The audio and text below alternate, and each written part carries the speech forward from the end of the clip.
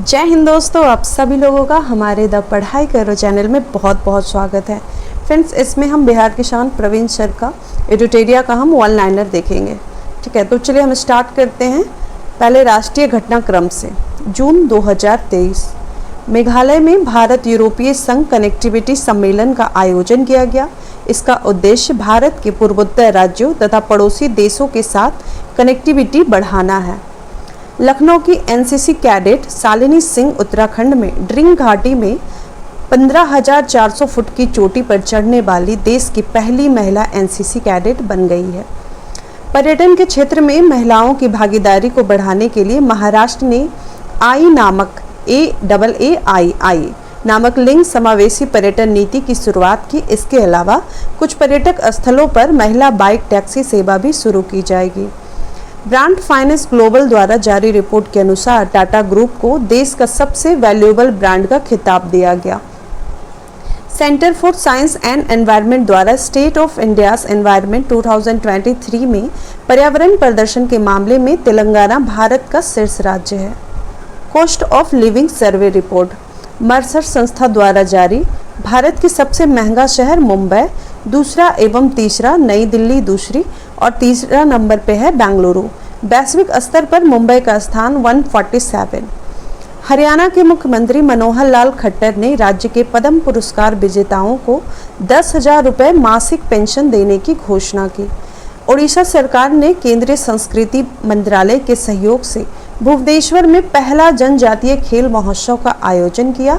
इसमें 26 राज्यों के 5,000 एथलीटों ने भाग लिया। बंदरगाह नौवहन एवं जलमार्ग मंत्रालय द्वारा बंदरगाहों पर ड्रेजिंग संचालन की क्षमता बढ़ाने के लिए सागर समृद्धि नामक online dredging monitoring system launch किया गया।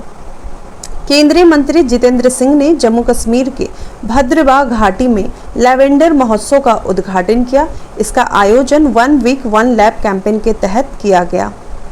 उत्तर प्रदेश में कुंभ मेला के ऐतिहासिक महत्व को उजागर करने के लिए डिजिटल कुंभ संग्रहालय का निर्माण किया जाएगा। यह संग्रहालय भारतीय संस्कृति को प्रदर्शित करेगा, जो कुंभ मेला में आने वाले श्रद्धालुओं को आकर्षित करेगा। राजस्थान के उदयपुर में देश की पहली सीएनजी संचालित टॉय ट्रेन की शुरुआत की गई। इस ट्रेन का नाम महाराणा प्रताप एक्सप्रेस ट्रेन रखा गया है। प्रधानमंत्री नरेंद्र मोदी ने नई दिल्ली में अंतर्राष्ट्रीय प्रदर्शनी एवं सम्मेलन केंद्र में पहला नेशनल ट्रेनिंग कॉन्क्लेव का उद्घाटन किया। इसका उद्देश्य देश भर के सिविल सेवा अधिकारियों के प्रशिक्षण के बुनियादी ढांचे को मजबूत करना है। केरल खुद की इंटरनेट सेवा शुरू करने वाला देश का पहला राज्य बन गया है। इसका उद्देश्य फाइबर ऑप्टिक नेटवर्क के तहत राज्य में आर्थिक रूप से पिछड़े 20 लाख लोगों को मुफ्त इंटरनेट सेवा उपलब्ध कराना है।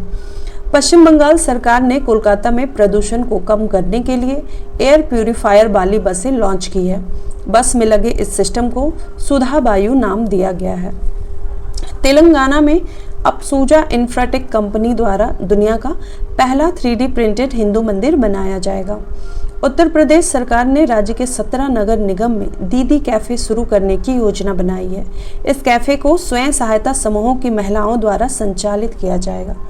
जालंधर में भीमराव अंबेडकर राष्ट्रीय प्रौद्योगिकी संस्थान में शिक्षा महाकुंभ का आयोजन किया गया। इसका उद्देश्य राष्ट्रीय शिक्षा नीति के क्रियान्वयन में मौजूद चुनौतियों पर विचार विमर्श करना है। संस्कृति राज्य मंत्री मीनाक्षी लेखी ने नई दिल्ली के राष्ट्रीय अभिलेखागार में हमारी भाषा हमारी विरासत प्रदर्शनी का उद्घाटन किया। इसका उद्देश्य भारत का भाषाई विविधता की विरासत को जश्न मनाना है। उत्तर प्रदेश सरकार ने प्रत्येक परिवार का डाटाबेस तैयार करने तथा सरकारी योजनाओं का लाभ दिलाने के लिए फैमिली आईडी पोर्टल लॉन्च किया है। महाराष्ट्र के ठाणे जिले के भिवनी तालुका में भारत का पहला कार्बन न्यूट्रल गांव विकसित किया जा रहा है। महाराष्ट्र के ठाणे में एशिया की सबसे बड़ी तथा ऐतिहासिक क्लस्टर विकास योजना शुरू की गई है। इसमें पहले चरण में 10,000 घरों का निर्माण किया जाएगा, जहां सारी सुविधाएं उपलब्ध होगी। इंदिरा गांधी राष्ट्रीय हवाई अड्डा पर नई सुविधा डीजी यात्रा शुरू की गई है। यह यात्रियों को बिना मोबाइल एप्लीकेशन के सभी सेवाओं को सक्षम बनाएगा। हाल ही में ओडिशा में 3 दिवसीय राजा कृषि उत्सव मनाया गया। इस त्यौहार को स्विंग फेस्टिवल भी कहा जाता है क्योंकि इसमें महिलाएं पेड़ों पर झूला लगाकर झूलती हैं और गीत गाती हैं। केंद्र सरकार के आयुष मंत्रालय ने वाई ब्रेक योग एट ऑफिस चेयर की शुरुआत की है। यह कर्मचारियों को तनाव मुक्त रखने के लिए ऑफिस के चेयर पर बैठकर ही छोटी अवधि के योग को दिनचर्या का हिस्सा बनाएगी। भारत सरकार के विज्ञान एवं प्रौद्योगिकी मंत्रालय ने वैज्ञानिकों तथा शैक्षणिक संस्थानों के बीच सहयोग तथा ज्ञान को साझा करने के लिए वैभव वैश्विक भारतीय वैज्ञानिक फेलोशिप कार्यक्रम की शुरुआत की है। 15 से 18 जून 2023 तक मुंबई में राष्ट्रीय विधायक सम्मेलन का आयोजन किया गया। इसका उद्घाटन लोकसभा अध्यक्ष ओम बिरला ने किया। इसके तहत भारत के विधानसभा तथा विधान परिषद के सदस्यों के बीच विचार विमर्श किया गया। 14 जून 2023 को केंद्रीय शिक्षा एवं कौशल विकास तथा उद्यमिता मंत्री धर्मेंद्र प्रधान ने नई दिल्ली से गैबोन अफ्रीकी देश की पहली कृषि सेज स्पेशल इकोनॉमिक जोन परियोजना की शुरुआत की। भारतीय नौसेना ने युवाओं तथा नागरिकों को नौसेना से अवगत कराने के लिए जूली लद्दाख कार्यक्रम का आयोजन किया। इस दौरान नेशनल वॉर मेमोरियल से 5000 किलोमीटर मोटरसाइकिल अभियान भी चलाया गया। हाल ही में उत्तर प्रदेश सरकार ने उत्तर प्रदेश के जेलों को सुधार गृह के रूप में स्थापित करने की घोषणा की। चेन्नई के पास महाबलीपुरम में महिला 20 शिखर सम्मेलन का आयोजन किया गया। इस सम्मेलन का उद्देश्य महिला नेतृत्व विकास, रूपांतरण, उन्नति और उत्थान है। यह सम्मेलन जमीनी स्तर की महिलाओं को वैश्विक स्तर की महिला नेताओं के साथ संवाद स्थापित करता है। मध्य प्रदेश की राजधानी भोपाल में G20 के अंतर्गत साइंस 20 का 2 दिवसीय सम्मेलन आयोजित किया गया, जिसका थीम था connecting science to society and culture. केंद्र सरकार ने डेयरी उद्योग को बढ़ावा देने के लिए उत्तराखंड में दुग्ध संकल्प साथी मोबाइल ऐप लॉन्च किया। इसका उद्देश्य दूध की गुणवत्ता में सुधार करना तथा हितधारकों के बीच पारदर्शिता लाना है। नेक्स्ट है कि केंद्रीय कृषि मंत्री नरेंद्र सिंह तोमर ने नई दिल्ली में अपनी तरह के पहले मिलेट्स एक्सपीरियंस सेंटर का उद्घाटन किया। इसका उद्देश्य आम जनता के बीच मिलेट्स उत्पादन के लिए जागरूकता बढ़ाना है। भारतीय सेना ने पहली बार 5 महिला अधिकारियों को आर्टिलरी रेजिमेंट यानी तोपखाना रेजिमेंट में शामिल किया है। भारत और बांग्लादेश के बीच व्यापार को बढ़ावा देने के लिए केंद्रीय मंत्री नित्यानंद राय ने मेघालय के जैंतिया हिल्स में दाबकी भूमि बंदरगाह का उद्घाटन किया। रक्षा मंत्री राजनाथ सिंह ने चंडीगढ़ में भारत के पहले वायुसेना हेरिटेज सेंटर का उद्घाटन किया। इस हेरिटेज सेंटर में विभिन्न युद्धों में वायुसेना की भूमिका को दर्शाया गया है। केंद्रीय पत्तन, पोत परिवहन एवं जलमार्ग मंत्री सर्बानंद सोनोवाल ने जीरो कार्बन उत्सर्जन के लक्ष्य को पाने के लिए हरित सागर का शुभारंभ किया। इसका उद्देश्य बंदरगाहों के विकास एवं संचालन में इकोसिस्टम को बढ़ावा देना है। केंद्रीय स्वास्थ्य एवं परिवार कल्याण मंत्रालय ने लर्निंग मैनेजमेंट इंफॉर्मेशन सिस्टम सक्षम लॉन्च किया है। इसका उद्देश्य भारत में सभी स्वास्थ्य पेशेवरों को चिकित्सा प्रशिक्षण प्रदान करना है। तेलंगाना सरकार ने स्टेट रोबोटिक्स फ्रेमवर्क नामक नई नीति शुरू की है। इसका उद्देश्य राज्य को भारत में रोबोटिक्स के क्षेत्र में अग्रणी राज्य के रूप में स्थापित करना है। तेलंगाना के मुख्यमंत्री के चंद्रशेखर राव ने हैदराबाद में हरे कृष्णा हेरिटेज टावर की आधारशिला रखी। इसमें राधा कृष्ण और स्वामी वेंकटेश्वर के मंदिर होंगे। भारत में पहली बार नई दिल्ली में संघाई सहयोग संगठन SCO स्टार्टअप फोरम का आयोजन किया गया। इसका उद्देश्य SCO देशों के बीच स्टार्टअप, रोजगार सृजन, नवाचार आदि को बढ़ावा देना है। केंद्रीय शिक्षा मंत्रालय के तहत लाल बहादुर शास्त्री अंतर्राष्ट्रीय हवाई अड्डा वाराणसी पर भारत का पहला रीडिंग लाउंज लगाया गया है। यहाँ विभिन्न भाषाओं में पुस्तकों का संग्रह है। इसका उद्देश्य लोगों में किताबें पढ़ने की आदत को विकसित करना है। MIT वर्ल्ड पीस यूनिवर्सिटी ने पुणे में एशिया की पहली सबसी रिसर्च लैब का निर्माण किया है। इसका उद्देश्य पेट्रोलियम और गैस उद्योग के लिए कर्मचारियों को प्रशिक्षण प्रदान करना है। प्रधानमंत्री नरेंद्र मोदी ने नई दिल्ली के प्रगति मैदान में अंतर्राष्ट्रीय संग्रहालय प्रदर्शनी 2023 का उद्घाटन किया। इसके तहत विभिन्न कालखंडों के सांस्कृतिक व ऐतिहासिक धरोहरों को संरक्षित किया जाएगा। 16 मई 2023 को तमिलनाडु में भारत के सबसे बड़े स्काई वॉक ब्रिजों में से एक का उद्घाटन मुख्यमंत्री M.K. स्टालिन ने किया। यह पुल 570 मीटर लंबा है, जो मामलम रेलवे स्टेशन को टी नगर बस टर्मिनल से जोड़ता है। मध्य प्रदेश की राजधानी भोपाल सतत विकास लक्ष्यों के अस्थायीकरण को अपनाने वाला भारत का पहला शहर बन गया है। भोपाल में स्वैच्छिक स्थानीय समीक्षा प्रक्रिया को लागू किया गया है, जो SDG में प्रगति की जांच करेगा। केंद्रीय पर्यावरण, वन एवं जलवायु परिवर्तन मंत्री भूपेंद्र यादव ने भारतीय वानिकी अनुसंधान एवं शिक्षा परिषद देहरादून में सतत भूमि प्रबंधन के लिए उत्कृष्टता केंद्र का उद्घाटन किया। भारतीय प्रौद्योगिकी संस्थान मद्रास ने IIT मद्रास ने भारत इजराइल जल प्रौद्योगिकी केंद्र स्थापित करने के लिए इजराइल के साथ साझेदारी की है। इसका उद्देश्य भारत में जल संसाधन प्रबंधन में चुनौतियों को समाधान करना है। NEP सारथी कार्यक्रम UGC ने राष्ट्रीय शिक्षा नीति NEP 2022 के बेहतर क्रियान्वयन में छात्रों को शामिल करने के लिए इस कार्यक्रम की शुरुआत की है। इसके तहत शिक्षा के क्षेत्र में छात्रों को एम्बेसडर चुना जाएगा। हाल ही में हिमाचल प्रदेश के मुख्यमंत्री सुखविंदर सिंह सुक्खू ने राज्य में हरित हाइड्रोजन के उत्पादन को बढ़ावा देने के लिए ग्रीन हाइड्रोजन नीति तैयार करने की घोषणा की है। राष्ट्रीय बाघ संरक्षण प्राधिकरण ने चीता प्रोजेक्ट की देखरेख के लिए 11 सदस्यीय चीता परियोजना संचालन समिति का गठन किया है। इस समिति के अध्यक्ष राजेश गोपाल नियुक्त किए गए हैं। महाराष्ट्र सरकार ने स्वच्छ मुख अभियान के लिए क्रिकेटर सचिन तेंदुलकर को स्माइल एम्बेसडर चुना है। यह मौखिक स्वच्छता को बढ़ावा देने का अभियान है। भारतीय नौसेना के पूर्व अधिकारी Abhilash Tomy golden globe race पूरी करने वाले पहले भारतीय बन गए हैं। Abhilash Tomy golden globe race उन्होंने समुद्र के रास्ते पूरी दुनिया का चक्कर लगाया और वैश्विक स्तर पर दूसरा स्थान हासिल किया। उत्तर प्रदेश सरकार ने एक थीम पार्क राम लैंड बनाने की घोषणा की है, जो डिज्नी लैंड की तरह होगा। यहाँ भगवान राम की कहानी दिखाने के लिए लोगों को आकर्षित किया जाएगा।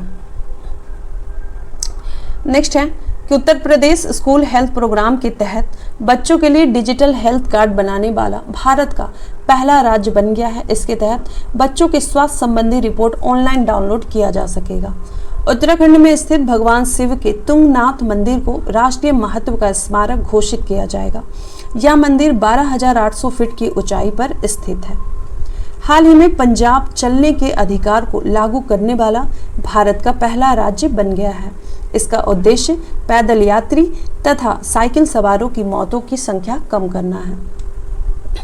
केंद्रीय विदेश और संस्कृति राज्य मंत्री मीनाक्षी लेखी ने नई दिल्ली में बुद्धम शरणम गच्छामि प्रदर्शनी का उद्घाटन किया। इसमें बौद्धिक संस्कृति को प्रदर्शित किया गया तथा श्रीलंका और म्यांमार के चित्र भी प्रदर्शित किए गए। राष्ट्रीय फुटबॉल महासंघ ने भारतीय फुटबॉल टीम के पूर्व कप्तान प्रदीप कुमार बनर्जी के सम्मान में 23 जून को AIFF ग्रास रूट डे के रूप में घोषित किया। पश्चिम बंगाल में स्थापित शांति निकेतन को यूनेस्को की विश्व विरासत सूची में शामिल करने की सिफारिश की गई है। भारत के मुख्य न्यायाधीश D. चंद्रचूड़ ने देश में ई-कोर्ट अथवा ई-फाइलिंग को बढ़ावा देने के लिए ई-फाइलिंग 2.0 लॉन्च किया। हाल ही में जारी एक रिपोर्ट के अनुसार GMR हैदराबाद इंटरनेशनल एयरपोर्ट दुनिया का सबसे समय का पाबंद एयरपोर्ट घोषित किया गया है। केंद्रीय गृह मंत्री अमित शाह ने गुजरात के द्वारका में राष्ट्रीय तटीय पुलिस अकादमी की आधारशिला रखी। यहाँ तटीय सुरक्षा में लगे पुलिस कर्मियों को प्रशिक्षण दिया जाएगा। केंद्रीय गृह एवं सहकारिता मंत्री अमित शाह ने नई दिल्ली में जनगणना भवन का उद्घाटन किया। यहाँ 1981 से लेकर अब तक की सभी जनगणना को संकलित किया गया है। हाल ही में गोवा ने पर्यटन क्षेत्र में द्विपक्षीय सहयोग बढ़ाने के लिए उत्तराखंड के साथ समझौता किया है। केरल के मुख्यमंत्री ने केरल को भारत का पहला पूर्ण ई-गवर्नेंस राज्य घोषित किया है। यहाँ सभी सार्वजनिक सेवाओं को संचालन ऑनलाइन माध्यम से होगा। पटना नगर निगम central bank digital currency CBDC का उपयोग करने वाला भारत का पहला नगर निगम बन गया है। अब यहाँ डिजिटल मुद्रा के जरिए भुगतान की सारी प्रक्रिया होगी। 1 से 5 दिसंबर 2023 को केरल के तिरुवनंतपुरम में वैश्विक आयुर्वेद महोत्सव का आयोजन किया जाएगा। इसका उद्देश्य स्वास्थ्य क्षेत्र में आयुर्वेद चिकित्सकों को वैश्विक मंच पर एक साथ लाना है। नेक्स्ट है कि प्रधानमंत्री नरेंद्र मोदी ने असम में पूर्वोत्तर भारत की पहली वंदे भारत ट्रेन को हरी झंडी दिखाई, जो गुवाहाटी से न्यू जलपाईगुड़ी के बीच चलाई गई। प्रधानमंत्री नरेंद्र मोदी ने रेडियो कार्यक्रम मन की बात के 100 एपिसोड होने पर जनशक्ति प्रदर्शनी का उद्घाटन किया। इसमें 12 भारतीय कलाकारों की कलाकृतियों को प्रदर्शित किया गया। हाल ही में दिल्ली सरकार ने ग्रीष्म ऋतु में वायु प्रदूषण से निपटने के लिए समर एक्शन प्लान जारी किया है। इसका मुख्य उद्देश्य धूल की समस्या का प्रबंधन करना है।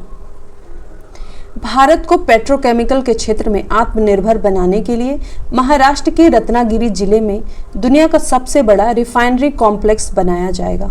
स्वच्छ भारत मिशन के तहत केरल का वायनाड जिला भारत का पहला ODF+ जिला बन गया है। रेल मंत्रालय द्वारा जनता की शिकायतों के त्वरित निवारण के लिए रेल वॉर रूम की स्थापना की गई है। यहाँ जनता की शिकायतें प्रदर्शित की जाएगी तथा कड़ी निगरानी की जाएगी। हाल ही में यमुना प्राधिकरण ने भारत की पहली पोर्ट टैक्सी परियोजना को मंजूरी दी है। यह टैक्सी सड़क से अलग एक ट्रैक पर चलेगी और बिजली द्वारा संचालित होगी। भारतीय पुरातत्व सर्वेक्षण ने उड़ीसा में स्थित कपिलेश्वर मंदिर को संरक्षित स्मारकों की सूची में जोड़ने का निर्णय लिया है। हाल ही में उत्तर प्रदेश ने राज्य में 5G तकनीक को बढ़ावा देने के लिए युवाओं को इसके बारे में प्रशिक्षित करने के लिए 5G टेक्नोलॉजी ट्रेनिंग प्रोग्राम शुरू किया है। गाजियाबाद अलीगढ़ एक्सप्रेस वे पर NHAI national highway authority of India ने बिटुमिनस कंक्रीट का उपयोग कर 100 घंटे में 100 किलोमीटर सड़क पर निर्माण कर महत्वपूर्ण उपलब्धि हासिल की है। उड़ान 5.1 नागरिक उड्डयन मंत्रालय ने देश के दूर दराज क्षेत्रों में हेलीकॉप्टरों के माध्यम से कनेक्टिविटी बढ़ाने के लिए इसकी शुरुआत की है। प्रोजेक्ट स्मार्ट आवास एवं शहरी मामले मंत्रालय तथा रेल मंत्रालय ने Mumbai Ahmedabad high speed railway स्टेशनों के आसपास के क्षेत्रों को विकसित करने के लिए प्रोजेक्ट स्मार्ट की शुरुआत की। इसके लिए उन्होंने जापान इंटरनेशनल कोऑपरेशन एजेंसी से समझौता किया है। माइक्रोसॉफ्ट ने देश के ग्रामीण क्षेत्रों के लिए बहुभाषी AI आर्टिफिशियल इंटेलिजेंस चैटबॉट जुगलबंदी लॉन्च की है। यह विभिन्न भाषाओं में लोगों को सरकारी योजनाओं से अवगत कराएगा। भारतमाला परियोजना के तहत असम के जोगीघोपा में भारत का पहला अंतर्राष्ट्रीय मल्टीमॉडल लॉजिस्टिक पार्क बनाया जा रहा है। इसका उद्देश्य भारत के पड़ोसी देशों के साथ व्यापार को बढ़ावा देना है। मुख्यमंत्री तीर्थ दर्शन योजना के तहत बुजुर्गों को हवाई मार्ग के जरिए तीर्थ यात्रा पर भेजने वाला मध्य प्रदेश भारत का पहला राज्य बन गया है। अब हम देखेंगे अप्रैल 2023 का, अप्रैल 2023 का, कि हाल ही में राष्ट्रीय डेयरी अनुसंधान संस्थान करनाल ने भारत में पहली बार गाय की देशी नस्ल गिर का क्लोन बछड़ा तैयार किया है, जिसका नाम गंगा है। यह प्रतिदिन 15 लीटर दूध का उत्पादन कर सकती है। केरल का पहला सौर ऊर्जा संचालित पर्यटक जहाज लॉन्च किया गया, जिसे सूर्यमसू नाम दिया गया है। इसकी क्षमता 100 यात्रियों को ले जाने तक है। प्रधानमंत्री नरेंद्र मोदी ने असम के गुवाहाटी में पूर्वोत्तर भारत के पहले एम्स का उद्घाटन किया। अंतर्राष्ट्रीय बाजरा वर्ष के उपलक्ष्य में संघाई सहयोग संगठन देशों को मिलेट्स फूड फेस्टिवल का आयोजन पर्यटन मंत्रालय द्वारा मुंबई में किया गया। वर्ष 2023 में भारत ने SCO की अध्यक्षता संभाली है। 14 अप्रैल को डॉक्टर भीमराव अंबेडकर की 132वीं जयंती के अवसर पर तेलंगाना सरकार ने BR अंबेडकर की भारत की सबसे ऊंची कांस्य प्रतिमा का अनावरण किया। यह 125 फुट ऊंची है, जो हैदराबाद में स्थित है। अखिल भारतीय आयुर्वेद संस्थान ने नई दिल्ली में महिलाओं में संतान उत्पत्ति की अक्षमता पर राष्ट्रीय सम्मेलन सृजना का आयोजन किया। इसका उद्देश्य महिलाओं की इन समस्याओं को दूर करने का प्रयास करना है। गर्मियों में पानी की समस्या से निपटने के लिए जल बजट जारी करने वाला केरल पहला राज्य बन गया है। इससे राज्य में पानी की उपलब्धता वाले क्षेत्र तथा जनसंख्या के आधार पर पानी की खपत के आंकड़ों का पता चलेगा। उत्तर प्रदेश सरकार ने 2030 तक सभी सरकारी विभागों में इस्तेमाल होने वाले वाहनों की इलेक्ट्रिक वाहनों में बदलने का लक्ष्य निर्धारित किया है। ऐसा करने वाला यह देश का पहला राज्य होगा। बाजरा के उत्पादन को बढ़ावा देने के लिए जोधपुर, राजस्थान में मिलेट्स महोत्सव का आयोजन किया गया। देश में खाद्यान्न उत्पादन बढ़ाने के लिए केंद्रीय मंत्री अमित शाह ने दुनिया का पहला नैनो लिक्विड उर्वरक डाई अमोनिया फास्फेट लॉन्च किया है। चुनाव आयोग ने कर्नाटक विधानसभा चुनाव में पहली बार वोट फ्रॉम होम की शुरुआत की है। इसके तहत वैसे व्यक्ति जो अक्षमता के कारण मतदान केंद्र पर नहीं जा सकते या वृद्ध हैं, वे घर से ही वोट दे सकते हैं। भारतीय रिजर्व बैंक की central bank digital currency CBDC को स्वीकार करने वाली रिलायंस जनरल इंश्योरेंस पहली बीमा कंपनी बन गई है। रिलायंस जनरल ने ई-रुपया में प्रीमियम भुगतान के लिए यस बैंक के साथ साझेदारी की है। प्रधानमंत्री नरेंद्र मोदी ने केंद्र शासित प्रदेश दादर नागर हवेली और दमन दीव के सिलवासा शहर में नमो medical education and research institute का उद्घाटन किया है। भारत के पर्वतारोही अर्जुन वाजपेयी नेपाल में स्थित माउंट अन्नपूर्णा पर चढ़ने वाले पहले भारतीय पुरुष बन गए हैं। अन्नपूर्णा की ऊंचाई 8091 मीटर है। 8000 मीटर से अधिक ऊंचे 7 पर्वतों को अर्जुन वाजपेयी ने फतेह कर लिया। भारत सरकार द्वारा रेल विकास निगम लिमिटेड RVNI को मिनी रत्न श्रेणी से नवरत्न केंद्रीय सार्वजनिक क्षेत्र CPSE उद्यम का दर्जा दे दिया है। नवरत्न CPSE कंपनियां लाभदायक स्थापित कंपनियां होती है। फ्रेंड्स, अगर हम बात करें महारत्न की, तो महारत्न अब आपका जो है 12 हो चुका है, ठीक है। और अगर हम बात करें मिनी रत्न की, नवरत्न की, तो नवरत्न आपका जो है 14 है, ठीक है। और अगर हम बात करें मिनी रत्न की, तो ये आपका है एक, इसका 2 डिवाइड किया गया है, 2 क्लासिफाइड इसको किया गया है। पहला जो है आपका 62 और दूसरे वाले में है 12, तो 74, ठीक है। टोटल 74 है। चलिए अब हम आगे देखते हैं। हाल ही में भारत सरकार ने solar energy corporation of India SECI को मिनी रत्न श्रेणी 1 सार्वजनिक क्षेत्र उद्यम के रूप में मान्यता दी। सेकी नवीकरणीय ऊर्जा के क्षेत्र में कार्य करने वाली एक संस्था है। प्रधानमंत्री नरेंद्र मोदी ने केरल के तिरुवनंतपुरम में भारत के पहले डिजिटल साइंस पार्क का शिलान्यास किया। साथ ही उन्होंने केरल की पहली वंदे भारत एक्सप्रेस ट्रेन तथा कोच्चि वाटर मेट्रो भारत की पहली का भी उद्घाटन किया। वेस्ट टू वंडर कॉन्सेप्ट के तहत भारत नई दिल्ली में G20 पार्क का निर्माण करेगा। इस पार्क में जानवरों तथा पक्षियों की मूर्तियां कचरे से बनाई जाएगी। उत्तराखंड के माना गांव में अब भारत का पहला गांव के रूप में मान्यता दी गई है। BRO ने भारतीय सीमा पर स्थित गांवों के देश का पहला गांव के रूप में मान्यता देने का समर्थन किया है उत्तराखंड के माना गांव को। हिमाचल प्रदेश अज्ञात मृत शरीरों के लिए DNA डाटाबेस तैयार करने वाला देश का पहला राज्य बन गया है। इस डाटाबेस में मृतकों को उनके परिवार द्वारा पहचान करने में आसानी होगी। केंद्रीय नागरिक विमानन मंत्री ज्योतिरादित्य सिंधिया ने यूरोपीय संघ भारत विमानन शिखर सम्मेलन के दौरान देश के 121 हवाई अड्डों को 2025 तक कार्बन मुक्त करने का लक्ष्य निर्धारित किया। अमेरिका की आईफोन निर्माता कंपनी एप्पल ने मुंबई में भारत का पहला एप्पल रिटेल स्टोर स्थापित किया है। यह स्टोर पूरी तरह नवीकरणीय ऊर्जा से संचालित है। एप्पल के CEO हैं टिम कुक। हिमाचल प्रदेश के शिमला के मसोबरा में राष्ट्रपति द्रौपदी मुर्मू ने राष्ट्रपति निवास तथा ट्यूलिप गार्डन का उद्घाटन किया। असम के गुवाहाटी में 11,000 से अधिक नृत्यकारों ने बिहू नृत्य का प्रदर्शन कर Guinness book of world record में नाम दर्ज किया। भारत की अध्यक्षता में G20 कृषि मुख्य वैज्ञानिकों की 100वीं बैठक 17 से 19 अप्रैल को वाराणसी में आयोजित की गई। इस दौरान महर्षि पहल को अपनाने की बात की गई, जिसमें मिलेट और अन्य प्राचीन अनाजों पर अनुसंधान को बढ़ावा दिया जाएगा। भारत का पहला 3D प्रिंटेड डाकघर बेंगलुरु कर्नाटक में बनाया जा रहा है। यह तकनीक पारंपरिक भवन निर्माण लागत को 30% से 40% तक कम करता है तथा समय की बचत होती है। हाल ही में मध्य प्रदेश सरकार ने ट्रांसजेंडरों को अन्य पिछड़ा वर्ग OBC में शामिल करने का फैसला किया है। इसके बाद ट्रांसजेंडरों को राज्य सरकार की नौकरियों में आरक्षण का लाभ मिल सकेगा। अब हम देखेंगे आगे। बी.आर. अंबेडकर की जयंती के अवसर पर भारत सरकार ने देखो अपना देश पहल के तहत अंबेडकर सर्किट पर्यटक ट्रेन का लॉन्च किया है। यह नई दिल्ली, महाराष्ट्र, उत्तर प्रदेश, बिहार आदि में बी.आर. अंबेडकर से जुड़े 8 स्थानों को 8 प्लेस को कवर करेगी। कोलकाता में हुगली नदी के नीचे भारत का पहला अंडर वाटर मेट्रो ट्रेन को सफलतापूर्वक संचालित किया गया है। भारत की पहली semi high speed regional rail service का नाम रैपिडेक्स रखा गया है। यह ट्रेन राष्ट्रीय राजधानी क्षेत्र के प्रमुख शहरों को जोड़ेगी। Association for democratic reforms (ADR) द्वारा जारी रिपोर्ट के अनुसार आंध्र प्रदेश के मुख्यमंत्री जगनमोहन रेड्डी देश के सबसे अधिक संपत्ति वाले मुख्यमंत्री हैं। हाल ही में केंद्रीय कानून मंत्री ने जम्मू विश्वविद्यालय में भारतीय संविधान के डोगरी संस्करण को लॉन्च किया है। राजस्थान सरकार ने 11 अप्रैल को समाज सुधारक महात्मा ज्योतिबा फुले की जयंती को सार्वजनिक अवकाश घोषित किया है।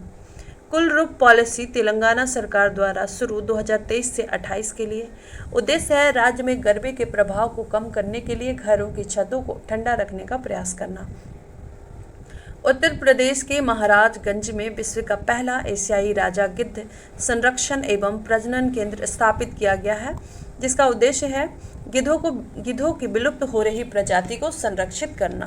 पूर्वोत्तर भारत का सबसे बड़ा बहुउद्देशीय इंडोर स्टेडियम मेघालय के शिलांग में बनाया जा रहा है, जिसका नाम जवाहरलाल नेहरू स्टेडियम रखा गया है। इस स्टेडियम में विभिन्न खेलों के लिए सुविधाएं उपलब्ध होगी। केंद्रीय गृह मंत्री अमित शाह ने अरुणाचल प्रदेश के किवथू गांव में वाइब्रेंट विलेज प्रोग्राम का शुभारंभ किया। इसकी घोषणा बजट 2022-23 में की गई थी। इसका उद्देश्य है भारत के सीमावर्ती गांवों के लोगों के जीवन स्तर में सुधार करना। हाल ही में भारत को 1 जनवरी 2024 से 4 वर्ष के कार्यकाल के लिए संयुक्त राष्ट्र के सांख्यिकी निकाय का सदस्य चुना गया है। यह अंतर्राष्ट्रीय सांख्यिकी गतिविधियों के लिए निर्णय लेने वाला निकाय है। हाल ही में चीन ने अरुणाचल प्रदेश के कुछ क्षेत्रों को अपना बताते हुए वहां 11 स्थानों के नाम परिवर्तित कर दिया गया है। चीन अरुणाचल प्रदेश को तिब्बत का दक्षिणी भाग जंगनान कहता है। तिब्बत के दक्षिणी भाग को जंगनान कहता है चीन। पर्यटन विभाग और कला संस्कृति विभाग द्वारा 15 से 16 अप्रैल को बिहार के गोपालगंज में थावे फेस्टिवल का आयोजन किया गया है। इसका उद्देश्य थावे दुर्गा मंदिर के प्रति पर्यटकों को आकर्षित करना है। द्रौपदी मुर्मू ने असम के काजीरंगा राष्ट्रीय उद्यान में गज उत्सव 2023 का उद्घाटन किया। इसका उद्देश्य भारत के राष्ट्रीय विरासत पशु हाथी का संरक्षण करना है। एलिफेंट प्रोजेक्ट या हाथी प्रोजेक्ट कब आया था? तो ये आपका आया था 1992 में और टाइगर प्रोजेक्ट 1973 में। उत्तर प्रदेश के रायबरेली में हॉकी स्टेडियम का नाम भारत की महिला हॉकी खिलाड़ी रानी रामपाल के नाम पर रखा गया है। स्टेडियम का नाम रानीज गर्ल्स हॉकी टर्फ कर दिया गया है। पहली बार किसी महिला खिलाड़ी के नाम स्टेडियम का नाम रखा गया है। हाल ही में जारी सेलिब्रिटी ब्रांड वैल्यूएशन रिपोर्ट 2022 के अनुसार अभिनेता रणवीर सिंह भारत के सबसे मूल्यवान सेलिब्रिटी बन गए हैं। वहीं भारतीय क्रिकेटर विराट कोहली दूसरे स्थान पर हैं। चोल काल में निर्मित हनुमान जी की चोरी हुई कांस्य मूर्ति पुनः ऑस्ट्रेलिया में वापस तमिलनाडु में लाया गया। केंद्रीय कृषि मंत्री नरेंद्र सिंह तोमर ने प्रधानमंत्री फसल बीमा योजना के तहत बीमा दावा वितरण के लिए डीजी क्लेम लॉन्च किया है। इसके माध्यम से डिजिटल तरीके से सीधा किसानों के बैंक खातों में भुगतान किया जाएगा। केंद्रीय कपड़ा मंत्री पीयूष गोयल ने तमिलनाडु में भारत का पहला मेगा टेक्सटाइल पार्क लॉन्च किया है। पीएम मित्रा योजना के तहत 7 राज्यों में मेगा टेक्सटाइल पार्क स्थापित किए जाएंगे। महाराष्ट्र के लातूर शहर में डॉक्टर भीमराव अंबेडकर की 70 फीट ऊंची प्रतिमा स्टैचू ऑफ नॉलेज की स्थापना की जाएगी। आरबीआई ने ओडिशा के भुवनेश्वर में ग्रीनफील्ड डेटा सेंटर तथा साइबर सुरक्षा प्रशिक्षण संस्थान स्थापित करने की घोषणा की। केंद्र सरकार ने वित्त वर्ष 2022-23 तक 5 वर्ष के लिए न्यू इंडिया लिटरेसी प्रोग्राम की शुरुआत की है। इसका उद्देश्य 15 वर्ष से अधिक आयु वर्ग के 5 करोड़ अशिक्षित व्यक्तियों को शिक्षित करना है। नई दिल्ली में आयोजित स्वच्छोत्सव 2023 कार्यक्रम में आवास एवं शहरी मामलों के मंत्री हरदीप सिंह पुरी ने भारत के 1000 शहरों को अक्टूबर 2024 तक 3 स्टार कचरा मुक्त बनाने का लक्ष्य निर्धारित किया है। अरावली ग्रीन वॉल प्रोजेक्ट केंद्रीय पर्यावरण वन एवं जलवायु परिवर्तन मंत्री भूपेंद्र यादव द्वारा शुरू किया गया। उद्देश्य राजस्थान, गुजरात, हरियाणा तथा दिल्ली में अरावली पहाड़ी के 5 किलोमीटर क्षेत्र को हरित करना। केंद्रीय बंदरगाह, नौवहन एवं जलमार्ग तथा आयुष मंत्री सर्बानंद सोनोवाल ने सागर मंथन नामक वास्तविक समय प्रदर्शन निगरानी डैशबोर्ड का उद्घाटन किया। इसका उद्देश्य समुद्री परिवहन के क्षेत्र में डिजिटलीकरण तथा पारदर्शिता को बढ़ावा देना है। 27 से 28 मार्च 2023 को नई दिल्ली में पहला इंटरनेशनल क्वांटम कम्युनिकेशन कॉन्क्लेव का आयोजन किया गया। राजस्थान स्वास्थ्य का अधिकार बिल पारित करने वाला भारत का पहला राज्य बन गया है। प्रधानमंत्री नरेंद्र मोदी ने टेली कम्युनिकेशन डिपार्टमेंट द्वारा शुरू की गई पहला कॉल बिफोर यू डिग को लॉन्च किया। इसका उद्देश्य भूमिगत तार व पाइपलाइन को नए कंस्ट्रक्शन से होने वाले नुकसान से बचाना है। नेक्स्ट है कि मध्य प्रदेश ने युवाओं को रोजगार से जोड़ने के लिए भोपाल में युवा महापंचायत के दौरान राज्य युवा नीति तथा युवा पोर्टल की शुरुआत की। आईआईटी मद्रास के शोधकर्ताओं ने 30 सेकंड के भीतर दूध में मिलावट का पता लगाने वाला पॉकेट फ्रेंडली डिवाइस विकसित किया है। केंद्रीय गृह मंत्री अमित शाह ने बेंगलुरु में भगवान वासवेश्वर तथा नाद प्रभु कैंपगोड़ा की मूर्तियों का अनावरण किया। हाल ही में ओडिशा सरकार ने गंधमर्दन पहाड़ी क्षेत्र को जैव विविधता विरासत स्थल घोषित किया है। नेशनल ग्रीन ट्रिब्यूनल यानी एनजीटी का आपका जो है कब हुआ था स्थापना, तो ये 2010 में, ठीक है। निरामसर स्थलों की सुरक्षा में विफल होने पर केरल सरकार पर 10 करोड़ का जुर्माना लगाया गया है। केंद्रीय ग्रामीण विकास मंत्री गिरिराज सिंह ने ग्रामीण युवाओं को कुशल बनाने तथा उद्योग में उनकी भागीदारी बढ़ाने के लिए कैप्टिक रोजगार पहल की शुरुआत की। प्रधानमंत्री नरेंद्र मोदी ने नई दिल्ली में 6G विजन डॉक्यूमेंट लॉन्च किया है। वर्ष 2030 तक भारत में 6G सेवाएं शुरू करने का लक्ष्य है। 2030 22 मार्च 2023 को बिहार राज्य ने अपना 111वां स्थापना दिवस मनाया है। हाल ही में उत्तराखंड के नैनीताल में एशिया के सबसे बड़े 4 मीटर अंतर्राष्ट्रीय लिक्विड मिरर टेलीस्कोप का उद्घाटन किया गया है। केंद्रीय पर्यावरण मंत्री भूपेंद्र यादव की अध्यक्षता में राष्ट्रीय सतत तटीय प्रबंधन केंद्र की पहली बैठक नई दिल्ली में आयोजित की गई। राजस्थान के मुख्यमंत्री अशोक गहलोत ने राजस्थान में 19 नए जिले और 3 नए मंडल बनाने की घोषणा की है। भारत की G20 अध्यक्षता के तहत गैंगटोक, सिक्किम में B20 सम्मेलन का आयोजन किया गया। मुख्य चुनाव आयुक्त राजीव कुमार ने बेंगलुरु में बोट फेस्ट 2023 का उद्घाटन किया, जिसका मुख्य उद्देश्य चुनाव प्रक्रिया पर जागरूकता पैदा करना है। केंद्रीय गृह मंत्रालय ने सेवानिवृत्त अग्निवीरों के लिए केंद्रीय औद्योगिक सुरक्षा बल CISF एवं BSF में रिक्तियों में 10% आरक्षण की घोषणा की है। सांख्यिकी और कार्यक्रम कार्यान्वयन मंत्रालय MOSPI के राज्य मंत्री ने नई दिल्ली में भारत में महिला और पुरुष 2022 शीर्षक से प्रकाशन का 24वां संस्करण जारी किया है। 15 मार्च 2023 को केंद्रीय कृषि मंत्री नरेंद्र सिंह तोमर ने बेंगलुरु, कर्नाटक में एग्रीन्यू फेस्ट कार्यक्रम का उद्घाटन किया। एशिया के सबसे बड़े अंतर्राष्ट्रीय खाद्य और आतिथ्य मेला आहार 2023 का आयोजन केंद्रीय खाद्य प्रसंस्करण उद्योग मंत्रालय के सहयोग से नई दिल्ली में किया गया। हाल ही में उत्तराखंड सरकार ने राज्य सरकार के विभिन्न पदों पर राज्य के गठन के लिए आंदोलन करने वालों के लिए 10% क्षैतिज आरक्षण की मंजूरी प्रदान की है।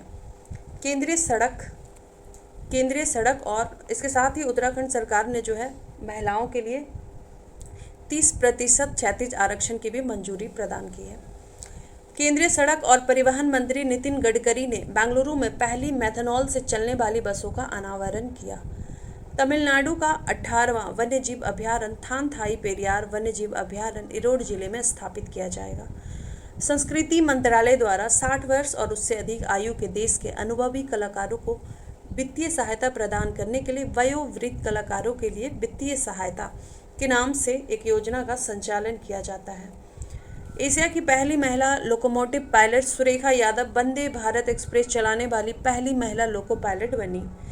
प्रधानमंत्री नरेंद्र मोदी ने कर्नाटक की हुबली में श्री सिद्धारूढ़ा रेलवे स्टेशन पर 1.5 किलोमीटर 1.5 किलोमीटर लंबे विश्व के सबसे लंबे रेलवे प्लेटफॉर्म का उद्घाटन किया। अशोक लीलैंड ने तमिलनाडु में अपने होसूर संयंत्र में 100% महिला कर्मचारियों के साथ एक all women production line launch किया है। भारतीय वायुसेना में ग्रुप कैप्टन शैलजा धामी भारतीय वायुसेना में कॉम्बैट यूनिट की कमान लेने वाली पहली महिला अधिकारी बनी हैं। शेवलॉन इंडिया कंपनी ने पूर्व क्रिकेटर सचिन तेंदुलकर को अपने स्वस्थ भारत मिशन के लिए दुनिया का पहला ब्रांड एम्बेसडर नियुक्त किया है। केंद्रीय युवा मामले एवं खेल मंत्री अनुराग सिंह ठाकुर ने आईआईटी रोपड़ पंजाब में युवा उत्सव भारत @2047 लॉन्च किया है। 8 मार्च 2023 को मुंबई में अखिल भारतीय महिला लोक कला सम्मेलन का आयोजन किया गया। बॉम्बे स्टॉक एक्सचेंज और संयुक्त राष्ट्र महिला भारत ने वित्तीय साक्षरता के प्रति महिलाओं को सशक्त बनाने के लिए फाइन एम्पावर कार्यक्रम को शुरुआत की है। महाराष्ट्र के चंद्रपुर और यवतमाल जिलों को जोड़ने वाले राजमार्ग पर 200 मीटर लंबा बांस क्रैश बैरियर लगाया गया है। इस बांस के क्रैश बैरियर की बाहुबली नाम दिया गया है। नेक्स्ट है कि महिला एवं बाल विकास मंत्रालय द्वारा पोषण के महत्व के बारे में जागरूकता बढ़ाने के लिए 20 मार्च 3 अप्रैल को 5वां पोषण पखवाड़ा मनाया गया। थीम था सभी के लिए पोषण, एक साथ स्वस्थ भारत की ओर। जल शक्ति मंत्रालय द्वारा ग्रामीण जल और स्वच्छता क्षेत्र की महिला चैंपियनों को सम्मानित करने हेतु 4 मार्च 2023 को नई दिल्ली में स्वच्छ सुजल शक्ति सम्मान 2023 का आयोजन किया गया। उत्तर प्रदेश सरकार ने इलेक्ट्रिक वाहनों के खरीदारों के लिए राज्य में रोड टैक्स और पंजीकरण शुल्क में छूट देने की घोषणा की है। CCI भारतीय प्रतिस्पर्धा आयोग कंपटीशन कमीशन ऑफ इंडिया द्वारा प्रतिस्पर्धा कानून के अर्थशास्त्र पर 8वां राष्ट्रीय सम्मेलन नई दिल्ली में आयोजित किया गया। कुमारकोम केरल में वैश्विक उत्तरदायी पर्यटन शिखर सम्मेलन का आयोजन किया गया। नेक्स्ट है कि भारतीय पुरातत्व सर्वेक्षण ने हाल ही में ओडिशा के पुरी में स्थित जगन्नाथ मंदिर के पास 1300 साल पुराने बौद्ध स्तूप की खोज की है। सर्वोच्च न्यायालय की 5 जजों की संवैधानिक पीठ यह फैसला सुनाया कि मुख्य चुनाव आयुक्त और चुनाव आयुक्तों की एक समिति की सलाह पर राष्ट्रपति द्वारा नियुक्त किया जाना चाहिए। इस समिति में प्रधानमंत्री, लोकसभा के विपक्ष के नेता और भारत के मुख्य न्यायाधीश शामिल होंगे। नेशनल डेमोक्रेटिक प्रोग्रेसिव पार्टी की हेकानी जाखलू नागालैंड राज्य विधानसभा चुनाव में निर्वाचित होने वाली पहली महिला बनी। राजस्थान सरकार ने हाल ही में जयपुर में भारत की पहली व्यवहार प्रयोगशाला की स्थापना को मंजूरी दी है। 1 मार्च 2023 को जम्मू कश्मीर के श्रीनगर से एशिया की अब तक की सबसे लंबी साइकिल रेस को हरी झंडी दिखाई गई। 3651 किलोमीटर की यह रेस कन्याकुमारी में समाप्त होगी। केंद्रीय जांच ब्यूरो ने 1 साल में ऑपरेशन त्रिशूल के तहत विभिन्न आपराधिक गतिविधियों में शामिल 33 भगोड़ों का प्रत्यार्पण किया है। 17 मार्च 2023 को नई दिल्ली में विदेश मंत्री एस जयशंकर द्वारा national gallery of modern art में श्रीलंकाई प्रदर्शनी Geoffrey Bawa it is essential to be there का उद्घाटन किया गया। केंद्रीय शिक्षा मंत्री धर्मेंद्र प्रधान ने घोषणा की कि 2 ऑस्ट्रेलियाई विश्वविद्यालय बोलोगोंग और डीकिन विश्वविद्यालय गुजरात को गिफ्ट सिटी में कैंपस में स्थापित करेंगे। मध्य रेलवे ने पूरे ब्रॉड गेज नेटवर्क का 100% विद्युतीकरण कर दिया है। भारतीय रेलवे ने उत्तराखंड राज्य के पूरे ब्रॉड गैस नेटवर्क का भी 100% विद्युतीकरण कर दिया है।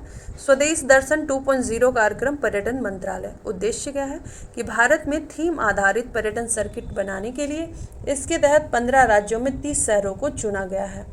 अब हम देखेंगे फरवरी 2023 का वाणिज्य एवं उद्योग मंत्रालय के तहत MPEDA द्वारा फरवरी 2023 में India international sea food show का आयोजन कोलकाता में किया गया। इसका उद्देश्य भारतीय समुद्री खाद्य उत्पादों के निर्यात को बढ़ावा देना है। कपड़ा मंत्रालय द्वारा टेक्नोटेक्स 2023 का आयोजन 22 से 24 फरवरी 2023 तक मुंबई में किया गया।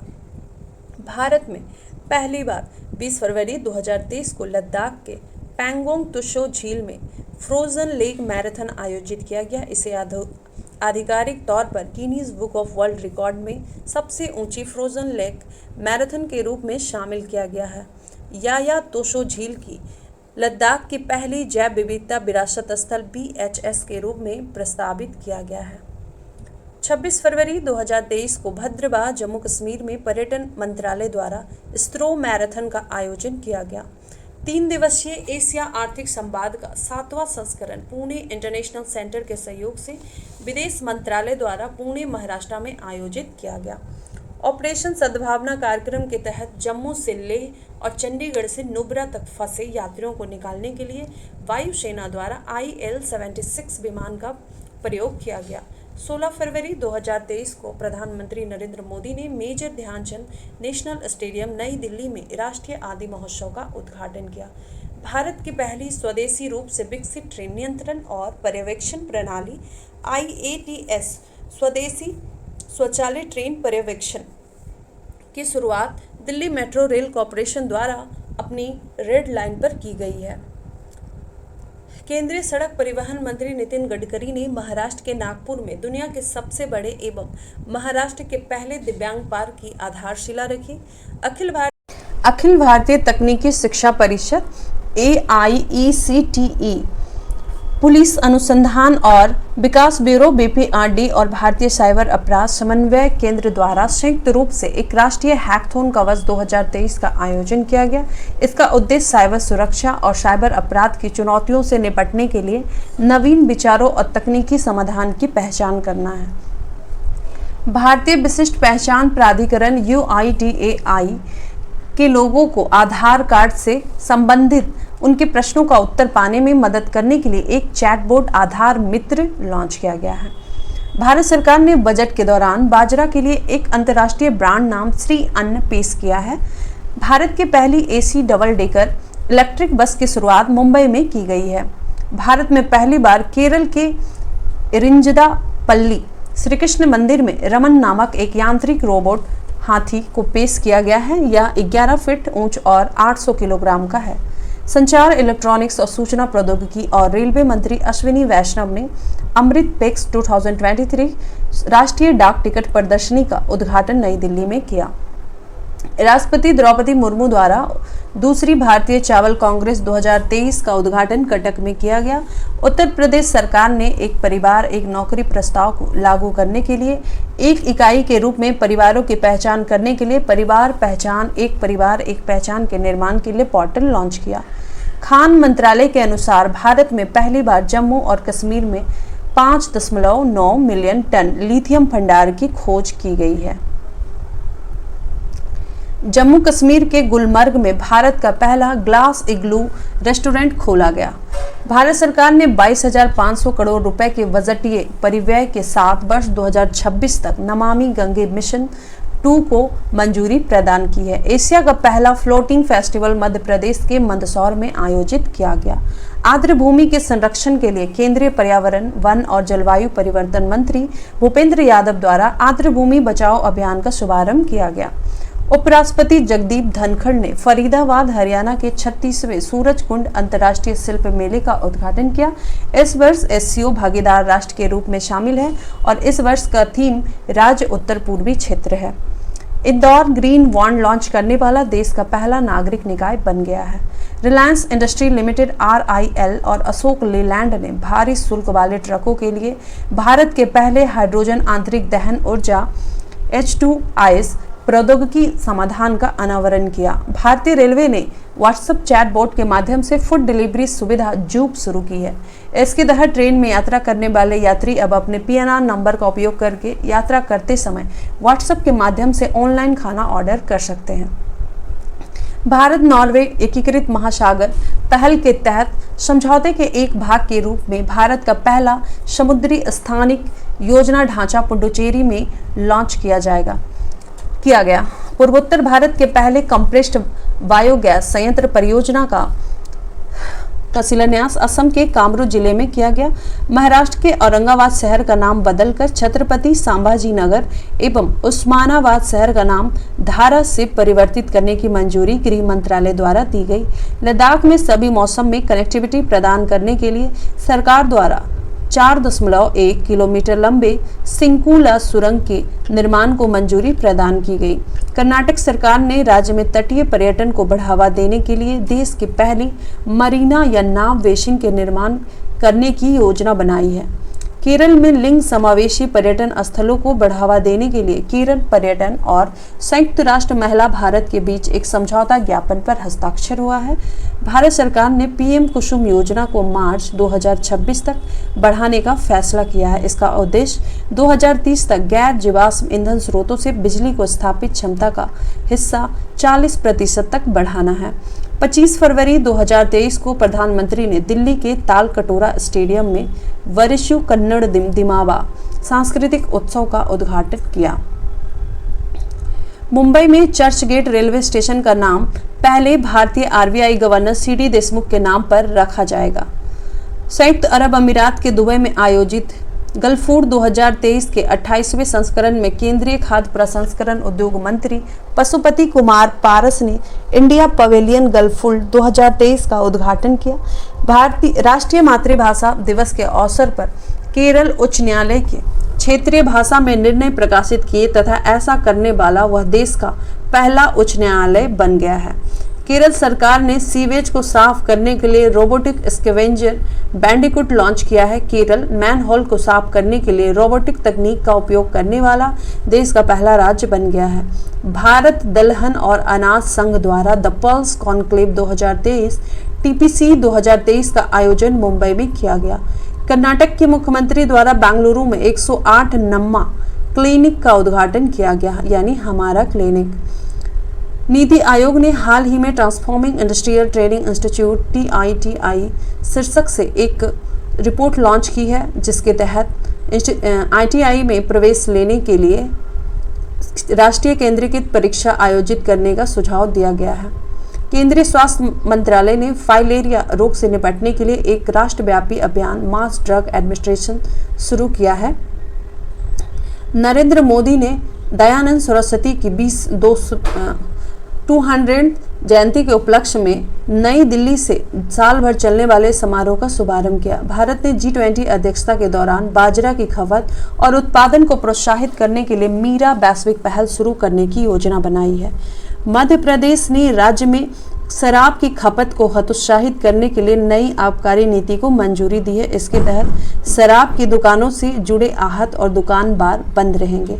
महाराष्ट्र के मुख्यमंत्री एकनाथ शिंदे को हाल ही में शिवसेना पार्टी ने अपना नया प्रमुख चुना है। भारत और सिंगापुर ने दोनों देशों की भुगतान प्रणाली UPI और पे नाउ को लिंक करने की योजना बनाई है। भारत सरकार द्वारा पुणे में 430 करोड़ रुपए की लागत से पहला ठोस अपशिष्ट से हाइड्रोजन संयंत्र स्थापित किया जाएगा। राजस्थान राज्य सरकार ने हाल ही में वेटलैंड एक्ट C2 संरक्षण प्रतिष्ठान योजना की घोषणा की। 8 साल तक इसका वित्त पोषण फ्रांस द्वारा किया जाएगा। इलेक्ट्रॉनिक्स एवं सूचना प्रौद्योगिकी मंत्रालय द्वारा डिजिटल भुगतान उत्सव का आयोजन किया गया। इस उत्सव का शुभारंभ नई दिल्ली से किया गया। यह उत्सव 9 फरवरी से 9 अक्टूबर 2023 तक आयोजित किया जाएगा, जिसका उद्देश्य डिजिटल भुगतान के बारे में जागरूकता बढ़ाना है। ऑपरेशन AAG केरल पुलिस उद्देश्य केरल विरोधी सामाजिक गतिविधियां रोकथाम अधिनियम के तहत सूचीबद्ध भगोड़ों को गिरफ्तार करना। नेक्स्ट है जनवरी 2023 का आप देखेंगे कि भारतीय चिकित्सा प्रणाली के लिए राष्ट्रीय आयोग NCISM और केंद्रीय आयुर्वेदिक विज्ञान अनुसंधान परिषद CCRAS द्वारा आयुर्वेद कॉलेजों और अस्पतालों के माध्यम से स्वास्थ्य अनुसंधान क्षेत्रों में वैज्ञानिक अनुसंधान को बढ़ावा देने के लिए स्मार्ट कार्यक्रम की शुरुआत की गई। सर्वोच्च न्यायालय की 5 जजों की संविधान बेंच ने केंद्र सरकार के नोटबंदी के फैसले को चुनौती देने वाली 58 याचिकाओं को खारिज कर दिया है। चुनाव आयोग द्वारा त्रिपुरा में 90% से अधिक मतदान प्रतिशत हासिल करने के लिए मिशन 929 लॉन्च किया गया है। इसका उद्देश्य त्रिपुरा में होने वाले विधानसभा चुनाव में मतदान के लिए जागरूकता बढ़ाना है। कर्नाटक में देवनहल्ली में केंद्रीय गृह मंत्री श्री अमित शाह द्वारा केंद्रीय जासूसी प्रशिक्षण संस्थान CDTI की आधारशिला रखी गई। हिमाचल प्रदेश सरकार ने जरूरतमंद बच्चों और निराश्रित महिलाओं को उच्च शिक्षा की सुविधा प्रदान करने के लिए मुख्यमंत्री सुखाश्रय सहायता कोष की स्थापना 101 करोड़ रुपए से परिव्यय की है। केरल के मुख्यमंत्री द्वारा कन्नूर में इंडियन लाइब्रेरी कांग्रेस का उद्घाटन किया गया, जिसका उद्देश्य पुस्तकालयों को किताबों के स्टोर की जगह मनोरंजन और ज्ञान का केंद्र बनाना। भारत के मुख्य न्यायाधीश DY चंद्रचूड़ ने electronic supreme court reports ESCR परियोजना शुरू करने की घोषणा की, जिसका उद्देश्य वकीलों, कानून के छात्रों और आम जनता को सर्वोच्च न्यायालय के जजमेंट तक पहुंच प्रदान करना है। राष्ट्रपति द्रौपदी मुर्मू द्वारा जयपुर में संविधान पार्क, मयूर स्तंभ, राष्ट्रीय ध्वज स्तंभ, महात्मा गांधी और महाराणा प्रताप की प्रतिमाओं का उद्घाटन किया गया। कैप्टन शिवा चौहान सियाचिन में ऑपरेशनल रूप से तैनात होने वाली पहली महिला अधिकारी बनी। उड़ीसा सरकार ने अपने एक पहल जागा मिशन के लिए वर्ल्ड हैबिटेट अवार्ड्स 2023 जीता है। जागा मिशन ओडिशा में लगभग 3000 झुग्गियों को अपग्रेड करने की एक पहल है। हाल ही में केंद्र सरकार ने गैर कानूनी गतिविधियां रोकथाम अधिनियम UAPA के तहत द रेजिस्टेंस फ्रंट TRF को आतंकवादी संगठन घोषित किया है। हाल ही में दुनिया का पहला पाम लीफ पांडुलिपि संग्रहालय केरल के तिरुवनंतपुरम में खोला गया। उत्तराखंड सरकार ने जोशीमठ के क्षेत्र में रहने वाले सभी परिवारों को निकालने के लिए अपनी योजना की घोषणा की है। उत्तराखंड सरकार द्वारा अस्थायी पुनर्वास केंद्र बनाया गया एवं 6 महीने के लिए किराए के लिए प्रतिमाह 4000 भुगतान भी किया जाएगा। 5 जनवरी 2023 को उड़ीसा के मुख्यमंत्री नवीन पटनायक द्वारा राउरकेला में विश्व स्तरीय हॉकी स्टेडियम का उद्घाटन किया गया, जिसका नाम प्रसिद्ध स्वतंत्रता सेनानी बिरसा मुंडा के नाम पर रखा गया है। नेक्स्ट है कि पश्चिम बंगाल ने केंद्र सरकार से राज्य में वार्षिक आयोजित होने वाले गंगा सागर मेले को राष्ट्रीय दर्जा प्रदान करने की मांग की है। गुजरात के राजकोट में प्रधानमंत्री नरेंद्र मोदी की दिवंगत मां हीराबेन के नाम पर एक चेक डैम का नाम है हीराबा स्मृति सरोवर रखा गया है। महाराष्ट्र का उस्मानाबाद जिला न्यायालय कामकाज की ई-प्रणाली या ई-कोर्ट शुरू करने वाला महाराष्ट्र का पहला अदालत बन गया है। हाल ही में केंद्र सरकार ने हिमाचल प्रदेश में सतलज नदी पर बनने वाली सुन्नी बांध जल विद्युत परियोजना के लिए 2614 करोड़ रुपए की निवेश को मंजूरी दी है। और सुन्नी बांध जल विद्युत परियोजना जो है कितने मेगावाट का है, तो 382 मेगावाट का है। हाल ही में केरल देश का पहला पूरी तरह से डिजिटल बैंकिंग वाला राज्य बन गया है। प्रधानमंत्री नरेंद्र मोदी ने दिल्ली के करियप्पा ग्राउंड में राष्ट्रीय कैडेट कोर NCC के 75 साल पूरे होने के अवसर पर एक स्पेशल डे कवर और 75 रुपये मूल्य का एक स्मारक सिक्का जारी किया। सड़क परिवहन और राजमार्ग मंत्रालय द्वारा 11 से 17 जनवरी तक स्वच्छता पखवाड़ा के तहत सड़क सुरक्षा सप्ताह का आयोजन किया गया। भारत सरकार द्वारा गणतंत्र दिवस और स्वतंत्रता दिवस कार्यक्रमों के लिए टिकटों की ऑनलाइन बिक्री के लिए एक ऑनलाइन आमंत्रण पोर्टल लॉन्च किया गया। प्रधानमंत्री नरेंद्र मोदी ने दुनिया के सबसे लंबे रिवर क्रूज MV गंगा विलास को वाराणसी में हरी झंडी दिखाई। इसकी लंबाई 62.5 मीटर है। यह वाराणसी से बांग्लादेश होते हुए असम के डिब्रूगढ़ तक 3200 किलोमीटर की दूरी तय करेगा। उत्तराखंड सरकार ने राज्य की आदिवासी महिलाओं को सरकारी नौकरियों में 30% क्षैतिज आरक्षण प्रदान करने की विधेयक पारित किया है। हाल ही में गुजरात के हड़प्पा कब्रिस्तानों से 5000 साल पहले के मृत्यु संस्कारों का पता चला है। केरल के कोल्लम जिला संविधान साक्षरता द सिटीजन अभियान चलाकर भारत का पहला संविधान साक्षर जिला बन गया है। दृष्टिहीनता को नियंत्रित करने के लिए नीति लागू करने वाला राजस्थान भारत का पहला राज्य बन गया है। नालंदा महाविहार के परिसर में भारतीय पुरातत्व सर्वेक्षण द्वारा 1200 साल पुराने लघु स्तूपों की खोज की गई है। प्रधानमंत्री नरेंद्र मोदी ने 2054 करोड़ रुपए की यादगिरी बहुग्राम पेयजल परियोजना का उद्घाटन कर्नाटक के यादगिरी जिले में किया। केरल का वायनाड जिले के सभी आदिवासियों को बुनियादी दस्तावेज प्रदान करने वाला भारत का पहला जिला बन गया है। 23 जनवरी को नेताजी सुभाष चंद्र बोस की जयंती पराक्रम दिवस के अवसर पर प्रधानमंत्री नरेंद्र मोदी ने अंडमान और निकोबार द्वीप समूह के 21 द्वीपों का नाम परमवीर चक्र विजेताओं के नाम पर रखा है। नेक्स्ट है कि राष्ट्रीय बालिका दिवस के अवसर पर राष्ट्रपति द्रौपदी मुर्मू द्वारा नई दिल्ली में प्रधानमंत्री राष्ट्रीय बाल पुरस्कार से 11 बच्चों को सम्मानित किया गया। 2000 किलोवाट पावर की उत्तर भारत की सबसे बड़ी फ्लोटिंग सौर परियोजना का उद्घाटन चंडीगढ़ में वाटर वर्क्स में पंजाब के राज्यपाल एवं चंडीगढ़ के प्रशासक द्वारा किया गया। उपराष्ट्रपति जगदीप धनखड़ ने जयपुर में 83वें अखिल भारतीय पीठासीन अधिकारी सम्मेलन का उद्घाटन किया। दिल्ली के राष्ट्रपति भवन में स्थित मुगल गार्डन का नाम बदलकर अमृत उद्यान कर दिया गया है। गणतंत्र दिवस परेड 2023 में उत्तराखंड की झांकी की सर्वश्रेष्ठ झांकी का पुरस्कार दिया गया।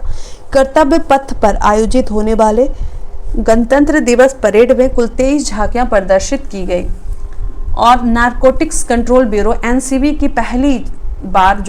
की झांकी पहली बार गणतंत्र दिवस की परेड का हिस्सा बनी। नवनियुक्त अग्निवीर भी पहली बार परेड का हिस्सा बने। इस वर्ष आत्मनिर्भर भारत की थीम को ध्यान में रखते हुए गणतंत्र दिवस परेड में केवल मेड इन इंडिया हथियार प्रणालियों का प्रदर्शन किया गया और पहला इसमें जीता है कौन से राज्य का झांकी, तो वो आपका हो जाएगा उत्तराखंड। नेक्स्ट है कि भारतीय रेल मंत्रालय ने UNFCCC के लिए देश की प्रतिबद्धता के हिस्से के रूप में 2030 तक कार्बन तटस्थ बनने के लिए 5 आयामी योजना की रूपरेखा तैयार की है। राष्ट्रपति द्रौपदी मुर्मू ने राजस्थान के माउंट आबू में ब्रह्मा कुमारियों द्वारा आयोजित rising India through spiritual empowerment पर राष्ट्रीय अभियान के शुभारंभ में भाग लिया।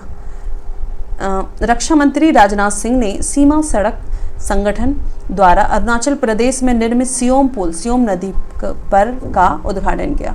परीक्षा पे चर्चा कार्यक्रम का 6ठा संस्करण 27 जनवरी को नई दिल्ली के ताल कटोरा इंडोर स्टेडियम में आयोजित किया गया, जिसमें प्रधानमंत्री नरेंद्र मोदी ने भाग लिया। केंद्रीय संचार, इलेक्ट्रॉनिक्स और सूचना प्रौद्योगिकी मंत्री अश्विनी वैष्णव और शिक्षा मंत्री धर्मेंद्र प्रधान ने IIT मद्रास द्वारा बनाए गए भारत में निर्मित mobile operating system Bharat OS का सफलतापूर्वक परीक्षण किया। भारतीय क्रिकेट टीम के पूर्व कप्तान महेंद्र सिंह धोनी ने मशहूर तकनीक और शिक्षाविद प्रोफेसर के अब्दुल गफ्फार की आत्मकथा का विमोचन किया। जनवरी 2023 में नई दिल्ली में पहला इंडिया स्टेक डेवलपर सम्मेलन का आयोजन किया गया। 17वें प्रवासी भारतीय दिवस के मौके पर प्रधानमंत्री नरेंद्र मोदी ने एक विशेष डाक टिकट सुरक्षित जाएं प्रशिक्षित जाएं जारी किया। हिमाचल प्रदेश सरकार पुरानी पेंशन योजना बहाल करने वाला भारत का चौथा राज्य बन गया। International union for conservation of nature IUCN ने वर्ष 2025 में UAE संयुक्त अरब अमीरात को दुनिया के सबसे बड़े विश्व संरक्षण कांग्रेस की मेजबानी सौंपी है। IUCN का जो आपका स्थापना हुआ था 1948 में और इसका हेडक्वार्टर कहाँ है, तो आपका स्विट्जरलैंड के ग्लैंड में है। नाटो सदस्य देशों पर होने वाले हमले का जवाब देने के लिए जर्मनी में एयर डिफेंडर 2023 का आयोजन किया जा रहा है, जिसमें 25 देशों के 10,000 प्रतिभागी और 250 विमान हिस्सा लेंगे। हाल ही में संयुक्त राष्ट्र महासभा में 5 अस्थायी सदस्य देशों Algeria, Guyana, Sierra Leone, Slovenia तथा कोरिया गणराज्य को 2 वर्षों के कार्यकाल के लिए चुना गया है। ये देश 1 जनवरी 2024 से अपना पद ग्रहण करेंगे। हाल ही में संयुक्त राज्य अमेरिका तथा यूनाइटेड किंगडम ने अटलांटिक घोषणा नाम से महत्वपूर्ण रणनीतिक समझौता किया है। इसका उद्देश्य आर्थिक अस्थिरता तथा चीन के प्रतिस्पर्धा से निपटना है। अमेरिका में पहली बार हिंदू अमेरिकी शिखर सम्मेलन का आयोजन किया गया। इसका उद्देश्य अमेरिका में हिंदू समुदाय द्वारा सामना की जाने वाली समस्याओं की ओर ध्यान आकर्षित करना है। विश्व बैंक ने बांग्लादेश की राजधानी ढाका में दक्षिण एशिया में अपनी पहली सड़क सुरक्षा परियोजना की शुरुआत की है। इसका उद्देश्य सड़क दुर्घटना को कम करने के लिए शहरों का चयन करना है। बिम्स्टेक सदस्य देशों में ऊर्जा क्षेत्र में सहयोग को बढ़ावा देने के लिए भारत में बिम्स्टेक एनर्जी सेंटर स्थापित किया जाएगा।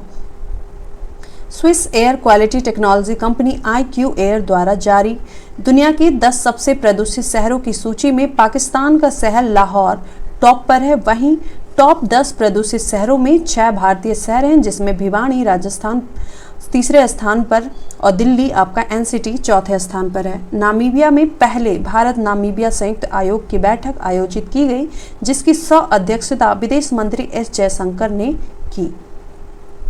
अब हम देखेंगे आगे। लंदन में ग्लोबल वेल्थ कॉन्फ्रेंस का आयोजन किया गया, जिसमें दुनिया भर के प्रतिभागियों ने भाग लिया। यह निवेशकों को निवेश संबंधी महत्वपूर्ण निर्णय लेने के लिए एक मंच प्रदान करता है। हाल ही में अमेरिका में यूनेस्को में पुनः शामिल होने की घोषणा की। ज्ञात है कि अमेरिका 2019 में यूनेस्को से बाहर हो गया था। हाल ही में फिलीपींस में स्थित माउंट मेओन ज्वालामुखी में विस्फोट की घटना हुई। भारत ने फ्रांसीसी रेल कंपनी एल्स्टॉम को स्लीपर कोच वाली 100 वंदे भारत ट्रेन बनाने का टेंडर दिया है। फिल्म, गेमिंग और कॉमिक्स जैसे क्षेत्रों के लिए फ्रांस में आयोजित होने वाले NSC international animation festival AIAF में भारत पहली बार अपना प्रतिनिधित्व करेगा। अब देखेंगे इंटरनेशनल में, अंतर्राष्ट्रीय समाचार में आपका देखेंगे मई 2023 अंतर्राष्ट्रीय में, ठीक है। यूएई सरकार ने दुबई में आर्टिफिशियल इंटेलिजेंस पर आधारित अंतर्राष्ट्रीय सम्मेलन मशीन कैन सी 2023 शिखर सम्मेलन का आयोजन किया। इसका उद्देश्य एआई के भविष्य के बारे में ध्यान केंद्रित करने के लिए दुनिया भर के विशेषज्ञों को एक साथ लाना है। भारत और बांग्लादेश के बीच सीमा पर सिलहट डिवीजन और मेघालय के खासी हिल्स के बीच पहले बॉर्डर हाट का निर्माण किया गया। इसका उद्देश्य दोनों देशों के बीच उत्पादों का आदान प्रदान करना है। हाल ही में श्रीलंका के सुप्रीम कोर्ट ने समलैंगिकता को अपराध की श्रेणी से बाहर कर दिया है। हाल ही में जारी आंकड़ों के अनुसार श्रीलंका के पर्यटन क्षेत्र में भारत शीर्ष पर है। अप्रैल 2023 में श्रीलंका में सबसे ज्यादा भारतीय पर्यटक ही रहे। भारतीय मूल की कैप्टन प्रतिमा भुल्लर माल्डोनाडो न्यूयॉर्क पुलिस विभाग में सर्वोच्च रैंक पाने वाली पहली दक्षिण एशियाई महिला बन गई है। भारत और बांग्लादेश ने संयुक्त रूप से 50 स्टार्टअप एक्सचेंज प्रोग्राम की शुरुआत की है। इसके तहत भारत के 50 स्टार्टअप तथा बांग्लादेश के 50 स्टार्टअप के बीच यात्रियों की सुविधा प्रदान की जाएगी तथा उद्यमियों के बीच सहयोग को बढ़ावा मिलेगा। प्रधानमंत्री नरेंद्र मोदी ने अपनी जापान यात्रा के दौरान हिरोशिमा में महात्मा गांधी की प्रतिमा का अनावरण किया। हाल ही में नेपाल के पर्वतारोही कामी रीता शेरपा ने माउंट एवरेस्ट पर अपनी 27 चढ़ाई पूरी कर ली, ठीक है, 27वीं चढ़ाई पूरी कर ली है। इन्होंने दुनिया के सबसे ऊंचे पर्वत पर सबसे अधिक बार चढ़ने का रिकॉर्ड बनाया है। हाल ही में भारत और ऑस्ट्रेलिया ने अक्षय ऊर्जा के क्षेत्र में सहयोग के लिए ग्रीन हाइड्रोजन टास्क फोर्स का गठन किया। नेपाल के पूर्व गोरखा सैनिक हरिबुद्ध मगर अपने दोनों पैर न होने के बावजूद कृत्रिम पैरों से माउंट एवरेस्ट पर चढ़ने की उपलब्धि हासिल की है। अल्कोहल उत्पादों पर स्वास्थ्य चेतावनी को अनिवार्य रूप से लागू करने वाला आयरलैंड पहला देश बन गया है। यह कानून 2026 से प्रभावी होगा।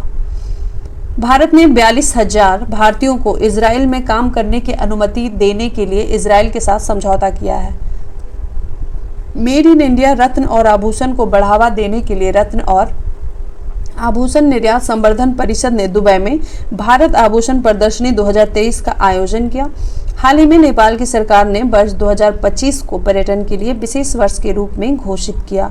वहीं 2080 के दशक को विजिट नेपाल दशक घोषित किया है। हाल ही में नेपाल ने सतलुज जल विद्युत निगम की दूसरी पनबिजली परियोजना अरुण 4 के विकास की अनुमति दी है।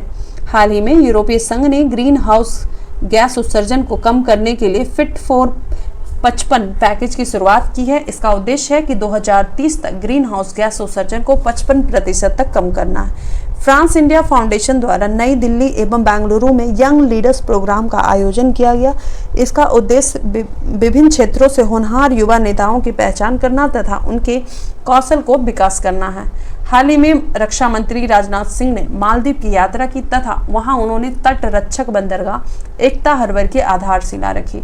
हाल ही में इटली की लग्जरी फैशन ब्रांड गुशी ने भारतीय अभिनेत्री आलिया भट्ट को अपना ग्लोबल ब्रांड एम्बेसडर चुना है। हाल ही में भारत ने कलादान मल्टी मॉडल प्रोजेक्ट के तहत निर्मित म्यांमार के सितवे बंदरगाह का संचालन शुरू किया है। हाल ही में चिली के ग्रेट ग्रैंडफादर पेड़ जो कि 5000 साल पुराना है को दुनिया का सबसे पुराना पेड़ घोषित किया गया। ऑस्ट्रेलिया ने सिडनी में स्थित हैरिस पार्क का नाम बदलकर लिटिल इंडिया कर दिया है। इसका कारण यह है कि यहाँ भारतीयों की संख्या अधिक है। अब अप्रैल 2023 का इंटरनेशनल देखेंगे। हाल ही में फिनलैंड नाटो सैन्य गठबंधन में शामिल हो गया है। नाटो के सभी सदस्य देशों की सहमति के बाद फिनलैंड नाटो का 31वां सदस्य बन गया है। विदेश मंत्री एस जयशंकर ने युगांडा यात्रा के दौरान वाराणसी की तुलसी घाट बहाली परियोजना की शुरुआत की है। नेक्स्ट है कि अफ्रीकी देश मोजाम्बिक में विदेश मंत्री एस जयशंकर ने भारत द्वारा निर्मित बूजी ब्रिज का उद्घाटन किया। PRET पहल विश्व स्वास्थ्य संगठन द्वारा स्टार्ट किया गया है। WHO पूरा नाम है preparedness and resilience of emerging threats. उद्देश्य क्या है कि भविष्य में कोविड-19 जैसी महामारियों से निपटने के लिए बेहतर रणनीति बनाना। यूके के ऑक्सफोर्ड विश्वविद्यालय में विकसित मलेरिया वैक्सीन R21 के उपयोग को स्वीकृति देने वाला घाना अफ्रीकी देश पहला देश बन गया है। हाल ही में चाबहार बंदरगाह पर भारत मध्य एशिया संयुक्त कार्य समूह की पहली बैठक मुंबई में आयोजित की गई। भारत और ईरान व्यापारिक संबंधों को बढ़ाने के लिए चाबहार बंदरगाह का विकास कर रहे हैं। 20 अप्रैल को भारत और थाईलैंड के बीच रक्षा वार्ता बैंकॉक में आयोजित की गई। भारत की ओर से रक्षा मंत्रालय में विदेश सचिव निवेदिता शुक्ला वर्मा ने भाग लिया। हरुन ग्लोबल यूनिकॉर्न इंडेक्स 2023 प्रथम स्थान अमेरिका को मिला है, दूसरा स्थान आपका चाइना को मिला है। प्रथम स्थान अमेरिका को 666 यूनिकॉर्न, दूसरा स्थान चीन में मिला है जिसमें 316 यूनिकॉर्न कंपनी है, तीसरा स्थान भारत को मिला है जिसमें 68 जो है यूनिकॉर्न कंपनी हो गए। 29वां एवं अंतिम स्थान डेनमार्क को मिला जिसमें 2 ही यूनिकॉर्न है। हाल ही में दुबई यूएई की एयरलाइन अमीरात ने शारा नामक दुनिया के पहले रोबोटिक चेक इन सहायक को लॉन्च किया है। इसके तहत अब दुबई एयरपोर्ट पर चेक इन की प्रक्रिया रोबोट के माध्यम से होगी। भारत यूके विज्ञान और नवाचार परिषद की बैठक के दौरान भारत और ब्रिटेन ने संयुक्त रूप से net zero innovation virtual centre स्थापित करने की सहमति व्यक्त की। इसके तहत नवीकरणीय ऊर्जा उपयोग तथा डीकार्बोनाइजेशन की दिशा में कार्य किया जाएगा। मुंबई में आयोजित वैश्विक शिक्षा प्रशिक्षण प्रदर्शनी में स्टडी इन इंडिया पैवेलियन का उद्घाटन किया गया।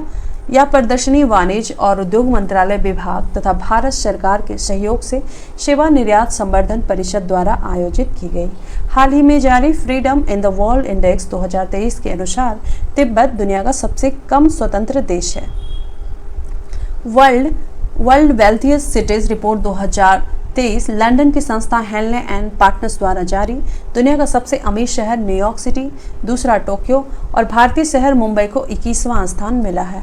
हाल ही में जारी एक रिपोर्ट के अनुसार सीरिया दुनिया का सबसे बड़ा नार्को स्टेट बन गया है, अर्थात सीरिया अपनी अर्थव्यवस्था चलाने के लिए नशीली चीजों का अधिकतम निर्यात करता है। वर्ल्ड ऑफ स्टैटिस्टिक्स द्वारा जारी दुनिया के आपराधिक देशों की सूची में वेनेजुएला प्रथम स्थान पर है, भारत इस सूची में 77वें स्थान पर है। नेक्स्ट है कि हाल ही में विश्व स्वास्थ्य संगठन WHO ने 2 देशों तजाकिस्तान और अजरबैजान को मलेरिया मुक्त घोषित किया है। हाल ही में अमेरिकी देश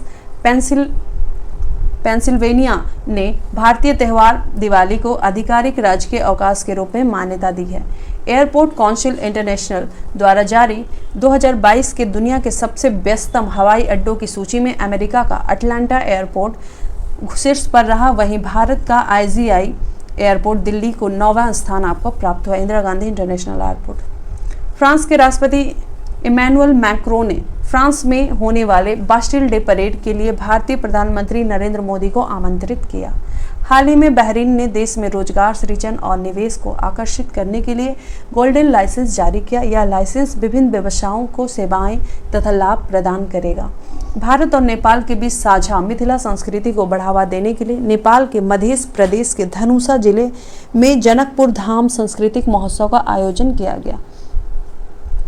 भारत की मेजबानी में 12 से 13 अप्रैल को शिक्षा मंत्रालय द्वारा SCO युवा लेखक सम्मेलन का आयोजन नई दिल्ली में किया गया। यह युवाओं को आधुनिक शिक्षा के अवसर प्रदान करेगा। अब देखेंगे मार्च 2023 में हाल ही में जारी हरुन ग्लोबल रिच लिस्ट के अनुसार अरबपतियों की संख्या के मामले में चीन तथा अमेरिका के बाद भारत तीसरे स्थान पे है। संयुक्त राष्ट्र विश्व जल विकास रिपोर्ट 2023 के अनुसार भारत 2050 तक जल की कमी से सबसे गंभीर रूप से प्रभावित देश हो सकता है। हाल ही में मिस्र ब्रिक्स के न्यू डेवलपमेंट बैंक का नया सदस्य बन गया है। मिस्र के राष्ट्रपति अब्देल फतह अल सीसी ने इसकी आधिकारिक घोषणा की। 29 मार्च 2023 को नई दिल्ली में SCO सदस्य देशों के राष्ट्रीय सुरक्षा सलाहकारों की बैठक आयोजित की गई, जिसकी अध्यक्षता अजीत डोभाल ने की। पाकिस्तान के हमजा यूसुफ स्कॉटलैंड के पहले मुस्लिम फर्स्ट मिनिस्टर चुने गए हैं, प्रथम मंत्री। 22 से 24 मार्च 2023 तक संयुक्त राष्ट्र 2023 जल सम्मेलन न्यूयॉर्क स्थित मुख्यालय में आयोजित किया गया। मार्च 2023 में बांग्लादेश के प्रधानमंत्री शेख हसीना ने बांग्लादेश के पहले पनडुब्बी बेस BNS शेख हसीना का उद्घाटन किया। जापान के प्रधानमंत्री फूमियो किशिदा ने नई दिल्ली स्थित हैदराबाद हाउस में PM मोदी से मुलाकात की और प्रधानमंत्री नरेंद्र मोदी को हिरोशिमा में आयोजित होने वाले G7 शिखर सम्मेलन 2023 के लिए औपचारिक रूप से आमंत्रित किया।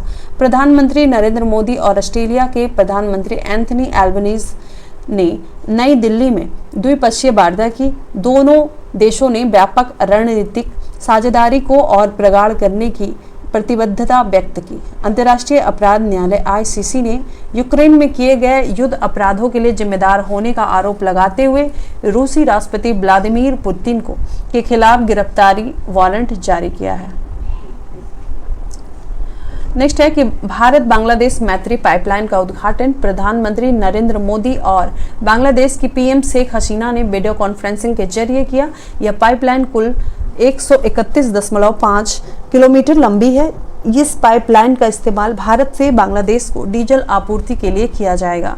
टाइम पत्रिका द्वारा 2023 के विश्व के सर्वश्रेष्ठ 50 स्थानों की सूची जारी की गई, जिसमें 2 भारतीय स्थान मयूरभंज उड़ीसा और लद्दाख को शामिल किया गया है। 9 मार्च 2023 को संयुक्त राष्ट्र कम से कम विकसित देशों LDC 5 शिखर सम्मेलन दोहा कतर में आयोजित किया गया। भूटान LDC की सूची में नहीं होगा और सूची में स्नातक होने वाले यह 7वां देश बन जाएगा। India UK young professionals scheme. UK सरकार ने युवा पेशेवर योजना यंग प्रोफेशनल स्कीम शुरू की है। इस योजना के तहत 18 साल से 30 साल की उम्र के भारतीय नागरिक 2 साल तक ब्रिटेन में रह सकते हैं और काम कर सकते हैं। हिमाचल प्रदेश, राजस्थान, उत्तर प्रदेश और आंध्र प्रदेश राज्यों में ग्रीन नेशनल हाईवे कॉरिडोर परियोजना के निर्माण के लिए भारत और विश्व बैंक ने $500 मिलियन के ऋण समझौते पर हस्ताक्षर किए। मार्च 2023 में न्यूजीलैंड के उत्तर में स्थित केमारडेक द्वीप समूह क्षेत्र में 7.1 तीव्रता का भूकंप आया। डेनमार्क ने उत्तरी सागर के 18,100 मीटर नीचे कार्बन डाइऑक्साइड को स्टोर करने के लिए एक परियोजना का उद्घाटन किया। डेनमार्क कार्बन डाइऑक्साइड का आयात करने वाला, इसे समुद्र के नीचे दफनाने वाला विश्व का पहला देश है।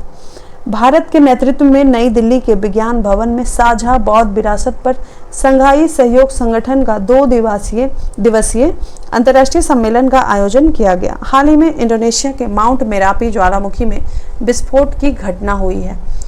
दक्षिणी अमेरिका देश कोलंबिया ने 25 वर्षों में पहली बार महिलाओं के लिए सैन्य सेवा शुरू की है।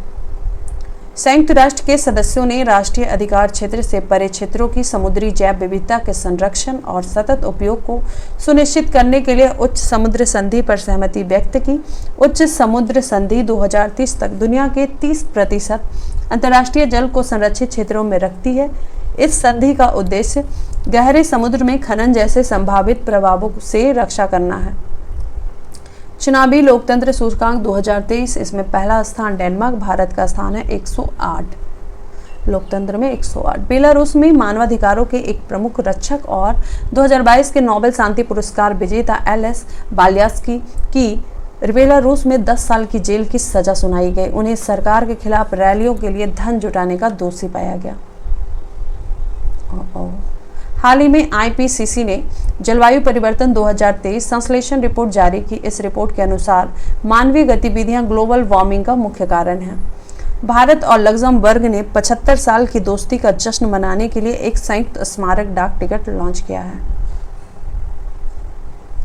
19वीं बिम्स्टेक मंत्री स्तरीय बैठक थाईलैंड के अध्यक्षता में आयोजित की गई। अरुण सुब्रमण्यम न्यूयॉर्क के मैनहट्टन संघीय जिला न्यायालय के डिस्ट्रिक्ट कोर्ट के न्यायाधीश बनने वाले पहले भारतीय अमेरिकी बने। अरुण सुब्रमण्यम 20 मार्च 2023 को IMF ने श्रीलंका के लिए $3 बिलियन की प्रस्तावित निधि सुविधा को मंजूरी दी। हाल ही में बुरुंडी में 30 वर्षों में पहली बार पोलियो का मामला दर्ज किया गया। अब हम देखेंगे फरवरी 2023 में 12वें विश्व हिंदी सम्मेलन का आयोजन फिजी में किया गया। इसमें भारत का प्रतिनिधित्व विदेश मंत्री S जयशंकर ने किया। यह सम्मेलन 3 साल में एक बार आयोजित किया जाता है।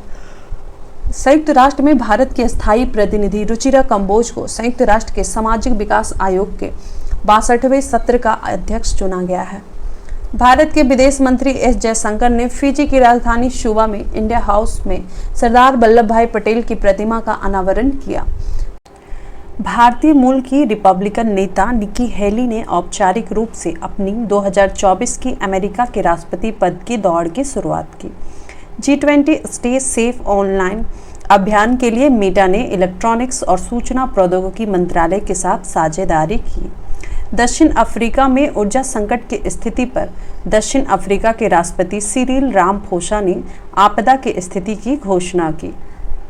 अंतर्राष्ट्रीय ऊर्जा एजेंसी ने हाल ही में अपनी वार्षिक रिपोर्ट जारी की, जिसके तहत एशिया महाद्वीप वर्ष 2025 तक दुनिया की उत्पादित आधी बिजली का खपत करेगा। FAO स्टेट STAT फास्टैट द्वारा जारी आंकड़ों के अनुसार भारत दुनिया का सबसे बड़ा दुग्ध उत्पादक देश है, जिसने वर्ष 2021-22 में वैश्विक दुग्ध उत्पादन में 24% योगदान दिया। भारत ने श्रीलंका की स्वतंत्रता की 75वीं वर्षगांठ पर आर्थिक सहायता योजना के अंतर्गत 50 और बसों की आपूर्ति की है। Financial action task force FATF ने यूक्रेन में रूस के द्वारा किए जा रहे संघर्ष के दौरान रूस की सदस्यता को निलंबित कर दिया है। संयुक्त राष्ट्र द्वारा भारत कनाडाई अफंसा खान को कुपोषण समाप्त करने के लिए स्केलिंग अप न्यूट्रिशन मूवमेंट का समन्वयक नामित किया है। भारत, फ्रांस और संयुक्त अरब अमीरात तीनों देश इंडियन ओशियन रिम एसोसिएशन के साथ मिलकर स्वच्छ ऊर्जा, पर्यावरण और जैव विविधता पर एक परियोजना बनाने की संभावना तलाशेंगे। पेरू में H5N1 वायरस के कारण बड़ी संख्या में समुद्री शेरों और जंगली पक्षियों की मौत हो गई। 18 फरवरी को दक्षिण अफ्रीका से 7 नर एवं 5 मादा सहित कुल 12 चीतों को भारत लाया गया। उन्हें मध्य प्रदेश के कूनो नेशनल पार्क में छोड़ा गया। अब हम देखेंगे नेक्स्ट जनवरी 2023 का देखेंगे। हेनले पासपोर्ट इंडेक्स 2023 जनवरी 2023 में प्रकाशित प्रथम स्थान जापान, भारत का स्थान 85वां। भारत सरकार ने संयुक्त राष्ट्र महासभा में वर्ष 2023 को अंतर्राष्ट्रीय बाजरा वर्ष के रूप में मनाने का प्रस्ताव प्रस्तुत किया है, जिसे महासभा द्वारा स्वीकार किया गया था। FAO ने रोम में अंतर्राष्ट्रीय बाजरा वर्ष 2023 के उद्घाटन समारोह का आयोजन किया था। विदेश मंत्री S जयशंकर की साइप्रस और ऑस्ट्रिया यात्रा के दौरान 2 जनवरी 2023 को भारत और ऑस्ट्रिया ने व्यापक प्रवासन और गतिशीलता भागीदारी समझौता एवं कार्य अवकाश सहित कुल 5 समझौते पर हस्ताक्षर किए। 1 जनवरी 2023 को क्रोएशिया ने यूरो को अपनी आधिकारिक मुद्रा के रूप में अपनाया है, जिससे वह यूरो मुद्रा अपनाने वाला 20वां सदस्य देश बन गया है। जर्मनी के बाद हाइड्रोजन ट्रेन शुरू करने वाला चीन विश्व का दूसरा एवं एशिया का पहला देश बन गया है। भारत जनवरी 2023 से 4 वर्ष के लिए एशियन पैसिफिक पोस्टल यूनियन का नेतृत्व करेगा। अप्पू डॉक्टर विनय प्रकाश सिंह ने अप्पू के महासचिव का पदभार ग्रहण किया। भारत ने वर्चुअल रूप से voice of global south summit की मेजबानी की। वैश्विक जोखिम रिपोर्ट का 18वां संस्करण हाल ही में विश्व आर्थिक मंच द्वारा जारी किया गया। हाल ही में संयुक्त राष्ट्र सुरक्षा परिषद द्वारा पाकिस्तान स्थित आतंकवादी अब्दुल रहमान मक्की को वैश्विक आतंकवादी घोषित किया गया है। भारतीय सूडान और दक्षिण सूडान की सीमा पर अवेई में संयुक्त राष्ट्र अंतरिम सुरक्षा बल यूनिस्फा के लिए पहला शांति सैनिकों की एक पलटन तैनात करने जा रहा है। यह तैनाती शांति रक्षक टुकड़ियों में महिलाओं की संख्या बढ़ाने के भारत के प्रयासों का हिस्सा है। विश्व आर्थिक मंच ने हैदराबाद, तेलंगाना को चौथे औद्योगिक क्रांति केंद्र की स्थापना के लिए चुना है। केंद्रीय जांच ब्यूरो CBI द्वारा तीसरे Interpol young global police leaders programme का आयोजन नई दिल्ली में किया गया, जिसमें 44 देशों के प्रतिभागियों ने हिस्सा लिया। प्रधानमंत्री नरेंद्र मोदी ने घोषणा की कि भारत विकासशील देशों के लिए विकास समाधानों पर शोध करने के लिए एक global south centre of excellence स्थापित करेगा। अब हम देखेंगे 2023 के प्रमुख आर्थिक घटनाक्रम। भारतीय स्टेट बैंक ने ग्राहकों को बैंकिंग सेवा प्रदान करने के लिए बेंगलुरु में प्रोजेक्ट कुबेर लॉन्च किया। इवॉल्व मिशन सिडबी द्वारा शुरू किया गया। उद्देश्य सिडबी बैंक के द्वारा स्टार्ट किया गया इवॉल्व उद्देश्य कि इलेक्ट्रिकल वाहन क्षेत्र में शामिल MSMEs के लिए वित्तीय सहायता प्रदान करना। राष्ट्रीय सांख्यिकी कार्यालय NSO ने वर्ष 2022-23 की पहली तिमाही में भारतीय अर्थव्यवस्था में 6.1% की उल्लेखनीय वृद्धि की पुष्टि की है। भारतीय रिजर्व बैंक ने वित्तीय समावेशन की प्रगति के निगरानी के लिए अंतर्दृष्टि डैशबोर्ड लॉन्च किया है। विशेष पहल HDFC बैंक द्वारा शुरू। उद्देश्य यह एक खुदरा बैंकिंग पहल है जो अर्ध शहरी तथा ग्रामीण क्षेत्रों में ग्राहकों को आकर्षित करेगा। 100 डेज 100 पेज अभियान आरबीआई द्वारा शुरू। उद्देश्य 100 दिनों के भीतर सभी जिलों में प्रत्येक बैंक में 100 लावारिस जमा राशि का पता लगाना तथा उसका निपटान करना। सिटी यूनियन बैंक ने भारत का पहला वॉइस बायोमेट्रिक प्रमाणीकरण बैंकिंग ऐप लॉन्च किया है। यह ग्राहकों को मोबाइल ऐप में आवाज आधारित पहचान की सुविधा देगा। भारत के निजी क्षेत्र के बैंक HDFC बैंक ने वित्तीय समावेशन को बढ़ावा देने के लिए बैंक स्मार्ट साथी लॉन्च किया है। यह बिजनेस कॉरेस्पॉन्डेंट तथा बिजनेस फैसिलिटेटर्स को बैंक से जोड़ेगा। आरबीआई द्वारा जारी रिपोर्ट के अनुसार हरित वित्त पोषण के लिए देश की GDP 2.5% रहने का अनुमान लगाया गया है। प्रवाह पोर्टल आरबीआई द्वारा लॉन्च। उद्देश्य अनुरोध किए गए आवेदनों पर निर्णय लेने हेतु समय सीमा प्रदान करना तथा प्रक्रिया को सरल बनाना। हाल ही में व्यापार एवं वाणिज्य मंत्रालय द्वारा जारी आंकड़ों के अनुसार वित्त वर्ष 2023 में अमेरिका भारत का सबसे बड़ा व्यापारिक भागीदार देश बन गया है। वर्ष 2022-23 में दोनों देशों के बीच व्यापार 128.55 बिलियन डॉलर हो गया है। IMF द्वारा जारी विश्व आर्थिक आउटलुक रिपोर्ट के अनुसार इस वित्त वर्ष में भारत की अर्थव्यवस्था 5.9% की दर से बढ़ेगी। स्टॉकहोम अंतर्राष्ट्रीय शांति अनुसंधान संस्थान सिप्री द्वारा जारी रिपोर्ट के अनुसार USA, चीन तथा रूस के बाद सैन्य खर्च के मामले में भारत चौथे स्थान पर है। संयुक्त राष्ट्र द्वारा जारी रिपोर्ट के अनुसार भारत दुनिया का सबसे अधिक आबादी वाला देश बन गया है। भारत की जनसंख्या 142.86 करोड़ हो गई है। वहीं चीन 142.57 करोड़ जनसंख्या के साथ दूसरे स्थान पर है। नेक्स्ट है राष्ट्रीय सांख्यिकी कार्यालय NSO द्वारा वित्त वर्ष 2022-23 के लिए राष्ट्रीय आय से संबंधित दूसरा अग्रिम अनुमान 28 फरवरी 2023 को जारी किया गया। 2021-22 को राष्ट्रीय आय से संबंधित NSO की प्रमुख आंकड़े, विभिन्न संकेतक और दूसरा अग्रिम अनुमान देखेंगे। प्रति व्यक्ति आय 98,118 रुपये प्रति व्यक्ति आय वर्तमान ये स्थिर मूल्यों पे था 98,118 रुपये और प्रति व्यक्ति आय वर्तमान मूल्यों पर बात करें तो 1,72,000। प्राथमिक क्षेत्र का योगदान है 21% वर्ष 2021-22 में। द्वितीय क्षेत्र का योगदान है 26.5% वर्ष 2021-22 में। तृतीयक क्षेत्र का योगदान है GPA में 52.5% वर्ष 2021-22 में। हाल ही में बंधन बैंक द्वारा जहां बंधन वहां ट्रस्ट अभियान शुरू किया गया, जिसका ब्रांड एम्बेसडर सौरभ गांगुली को बनाया गया है। आरबीआई ने प्रत्येक नागरिक को डिजिटल भुगतान का उपयोगकर्ता बनाने के उद्देश्य से हर पेमेंट डिजिटल मिशन की शुरुआत की है। आयकर विभाग ने करदाताओं को उनके वार्षिक सूचना विवरण देखने के लिए AIS ऐप लॉन्च किया है। भारत और चीन के बीच वर्ष 2022 में व्यापार बढ़कर 135.98 बिलियन अमेरिकी डॉलर के सर्वकालिक उच्च स्तर पर पहुंच गया, जबकि चीन के साथ भारत का व्यापार घाटा पहली बार 100 बिलियन अमेरिकी डॉलर के आंकड़े को पार कर गया। 6 जनवरी 2023 को भारतीय रिजर्व बैंक ने घोषणा की कि वह 16,000 करोड़ रुपए के सॉवरेन ग्रीन बॉन्ड बेचेगा, प्रत्येक 8,000 करोड़ रुपए की 2 किस्तों में। HDFC बैंक ने एप्लीकेशन पोर्टफोलियो व डेटा परिदृश्य को आधुनिक बनाने के लिए माइक्रोसॉफ्ट के साथ साझेदारी की है। आरबीआई ने अक्टूबर 2022 में central bank digital currency CBDC पर एक कॉन्सेप्ट नोट जारी किया है, जो नोटों का एक डिजिटल रूप है। अब फ्रेंड्स हम देखेंगे वर्ष 2023 के प्रमुख रक्षा, विज्ञान एवं प्रौद्योगिकी घटनाक्रम। जून का देखते हैं। हाल ही में भारतीय नौसेना ने चौथा सर्वे वेसल्स युद्धपोत संशोधक को चेन्नई के कट्टुपल्ली में लॉन्च किया। इसका निर्माण L&T garden rich ship builders and engineers GRSE Kolkata द्वारा किया गया है। भारत, फ्रांस तथा UAE के बीच त्रिपक्षीय सहयोग को मजबूत करने के लिए भारत फ्रांस UAE समुद्री साझेदारी अभ्यास का आयोजन ओमान की खाड़ी में किया गया। हाल ही में चेन्नई बंदरगाह से भारत का पहला अंतर्राष्ट्रीय पर्यटन क्रूज पोत श्रीलंका के लिए रवाना हुआ। इस क्रूज का नाम MV एम्प्रेस है। इसमें लगभग 3,000 यात्रियों को ले जाया जा सकता है।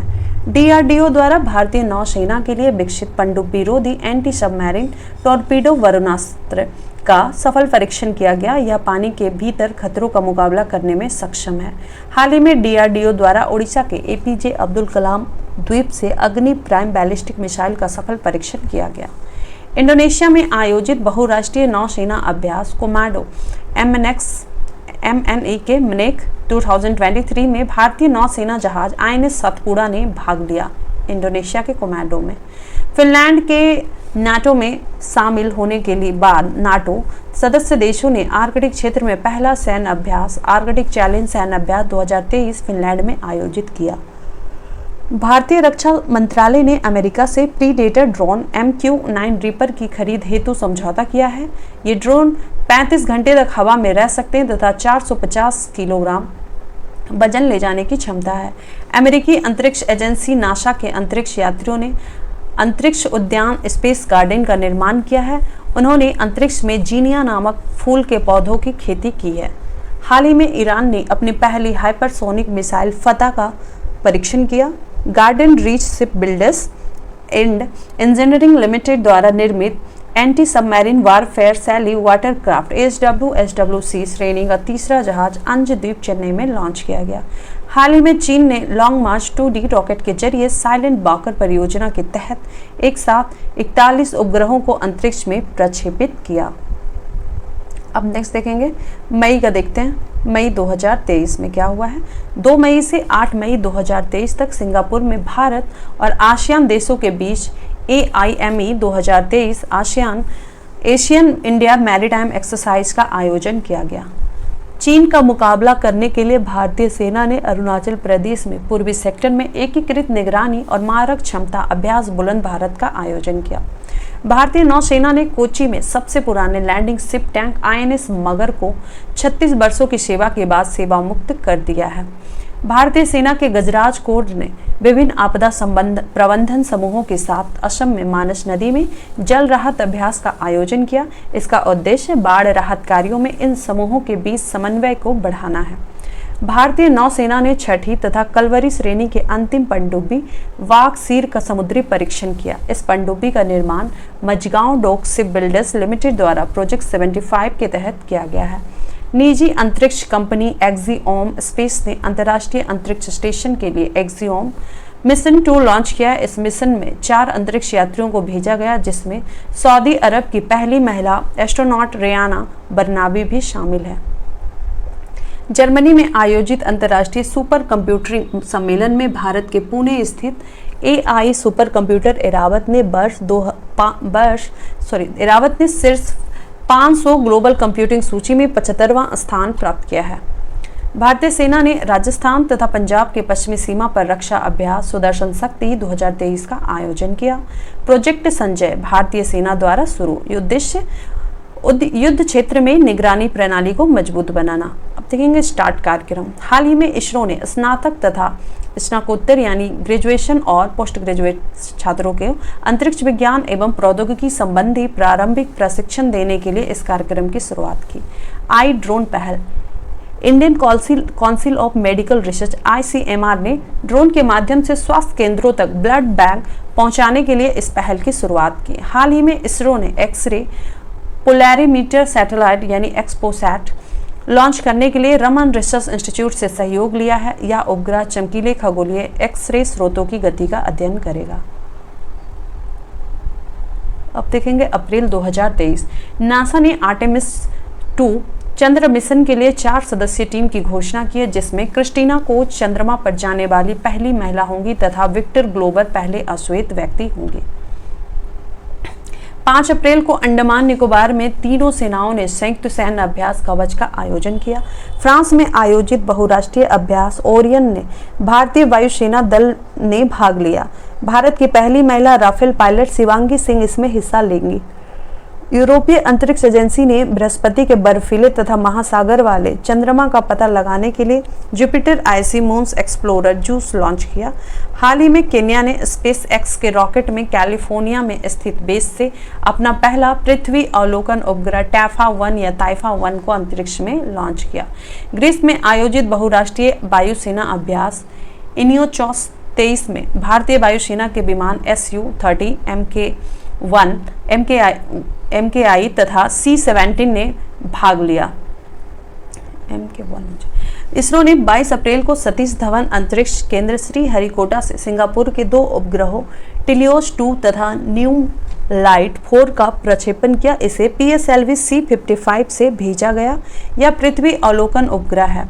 हैदराबाद में स्थित स्काई रूट एरोस्पेस ने पूरी तरह 3D प्रिंटेड क्रायोजेनिक इंजन का सफलतापूर्वक परीक्षण किया। इस इंजन का नाम धवन 2 रखा गया है। इसका परीक्षण नागपुर, महाराष्ट्र में किया गया। हाल ही में उत्तर कोरिया ने पानी के भीतर से हमला करने वाले ड्रोन हैंडल 2 का परीक्षण किया। हाल ही में तुर्की ने अपना सबसे बड़ा युद्धपोत तथा उभयचर हमला जहाज TCG अनादोलू को कमीशन किया है। साथ ही यह दुनिया का पहला ड्रोन वाहक भी है। एलन मस्क की कंपनी स्पेस एक्स ने दुनिया के सबसे बड़े और शक्तिशाली रॉकेट स्टारशिप को लॉन्च किया, लेकिन यह सफल नहीं हो सका। अब मार्च 2023 वायु प्रहार अभ्यास। भारतीय थल सेना तथा वायुसेना ने पूर्वोत्तर में LAC के पास वायु प्रहार अभ्यास का आयोजन किया। एरोस्पेस कंपनी रिलेटिविटी स्पेस ने दुनिया का पहला 3D प्रिंटेड रॉकेट टेरोन 1 को तीसरे प्रयास में सफलतापूर्वक लॉन्च किया। इसे फ्लोरिडा के Cape Canaveral space force base से लॉन्च किया गया है। 28 मार्च को पुणे में भारत और अफ्रीकी देशों की सेनाओं के प्रमुखों का पहला संयुक्त सम्मेलन आयोजित किया गया, जिसमें रक्षा मंत्री राजनाथ सिंह शामिल हुए। इसरो तथा new space India limited NSIL ने OneWeb India 2 मिशन के तहत 36 उपग्रहों को लॉन्च किया। इसे LVM-3 यानी लॉन्च व्हीकल मार्क 3 रॉकेट के जरिए लॉन्च किया गया। अब देखेंगे आगे। भारतीय अंतरिक्ष अनुसंधान संगठन दैट मीन इसरो द्वारा युवा वैज्ञानिक कार्यक्रम युविका 2023 की शुरुआत की गई। यह कार्यक्रम छात्रों को अंतरिक्ष प्रौद्योगिकी, अंतरिक्ष विज्ञान और अंतरिक्ष अनुप्रयोगों पर ज्ञान देता है। भारतीय रेलवे ने 2030 तक शुद्ध शून्य कार्बन उत्सर्जक बनने का लक्ष्य रखा है। Stockholm international peace research institute SIPRI के द्वारा जारी रिपोर्ट के अनुसार 2018 से 22 में भारत सैन्य उपकरणों का दुनिया का सबसे बड़ा आयातक है। 11% देश।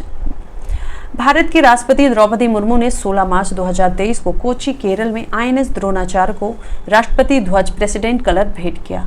इसरो ने हाल ही में लैंडस्लाइड एटलस ऑफ इंडिया जारी किया है, जो देश में भूस्खलन वाले हॉटस्पॉट की पहचान करता है। अमेरिकी कंपनी रिलेटिविटी स्पेस ने दुनिया के पहले 3D प्रिंटेड रॉकेट टेरोन 1 का सफल प्रक्षेपण कर इतिहास रचा। यह launch good luck have fun GLHF mission का हिस्सा है। स्टेज 2 में अलग होने के क्रम में यह ऑर्बिट में नहीं पहुंच सका। भारत में S3N2 से मौत का पहला मामला कर्नाटक के हासन जिले में दर्ज किया गया। 82 वर्षीय हीरे गौड़ा की मौत H3N2 वायरस से हो गई। भारतीय नौसेना की पानी के नीचे पनडुब्बी रोधी युद्धक रॉकेट RGB-60 के लिए पहला पूरी तरह से स्वदेशी फ्यूज YDB-60 प्राप्त हुआ है।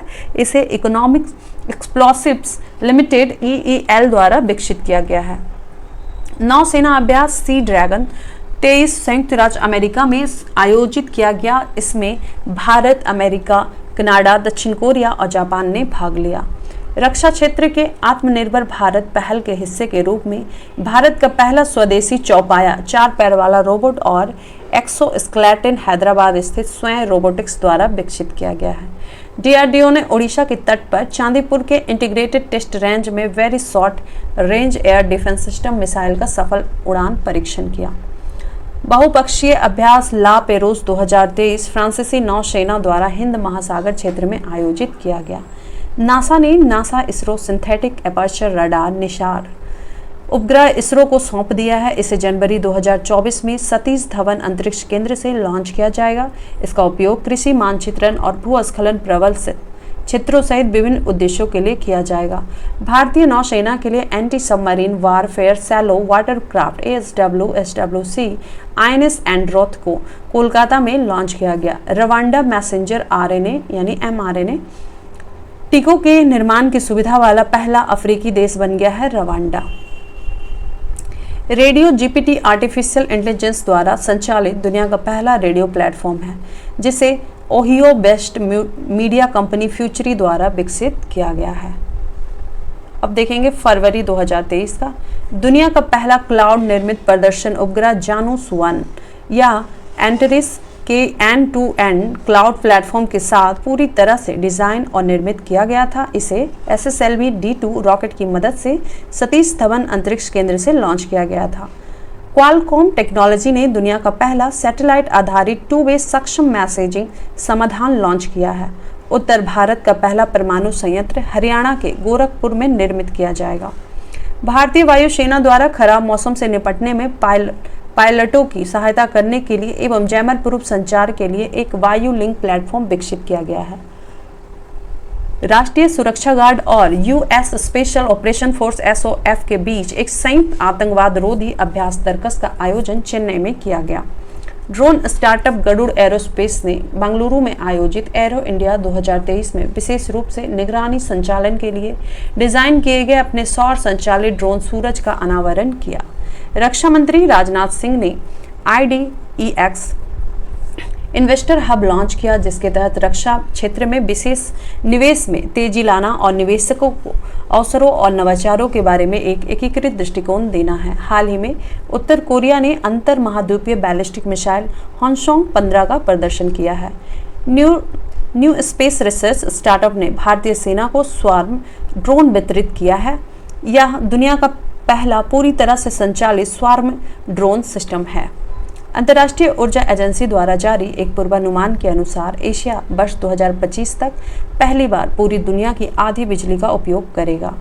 सऊदी अरब की पहली महिला अंतरिक्ष यात्री रेना बरनाबी इस साल अंतर्राष्ट्रीय अंतरिक्ष स्टेशन यानी ISS के मिशन पर अपने साथी सऊदी अली अल करनी के साथ शामिल होंगी। ये दोनों निजी अंतरिक्ष कंपनी एक्सियोम स्पेस के एक मिशन के हिस्से के रूप में स्पेस एक्स के ड्रैगन अंतरिक्ष यान में जाएंगे।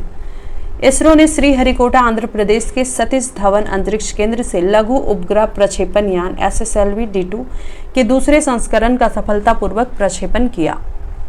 केंद्रीय मंत्री नितिन गडकरी ने स्काई UTM का अनावरण किया, जो विश्व में सबसे अत्याधुनिक क्लाउड आधारित मानव रहित यातायात प्रबंधन प्रणाली है।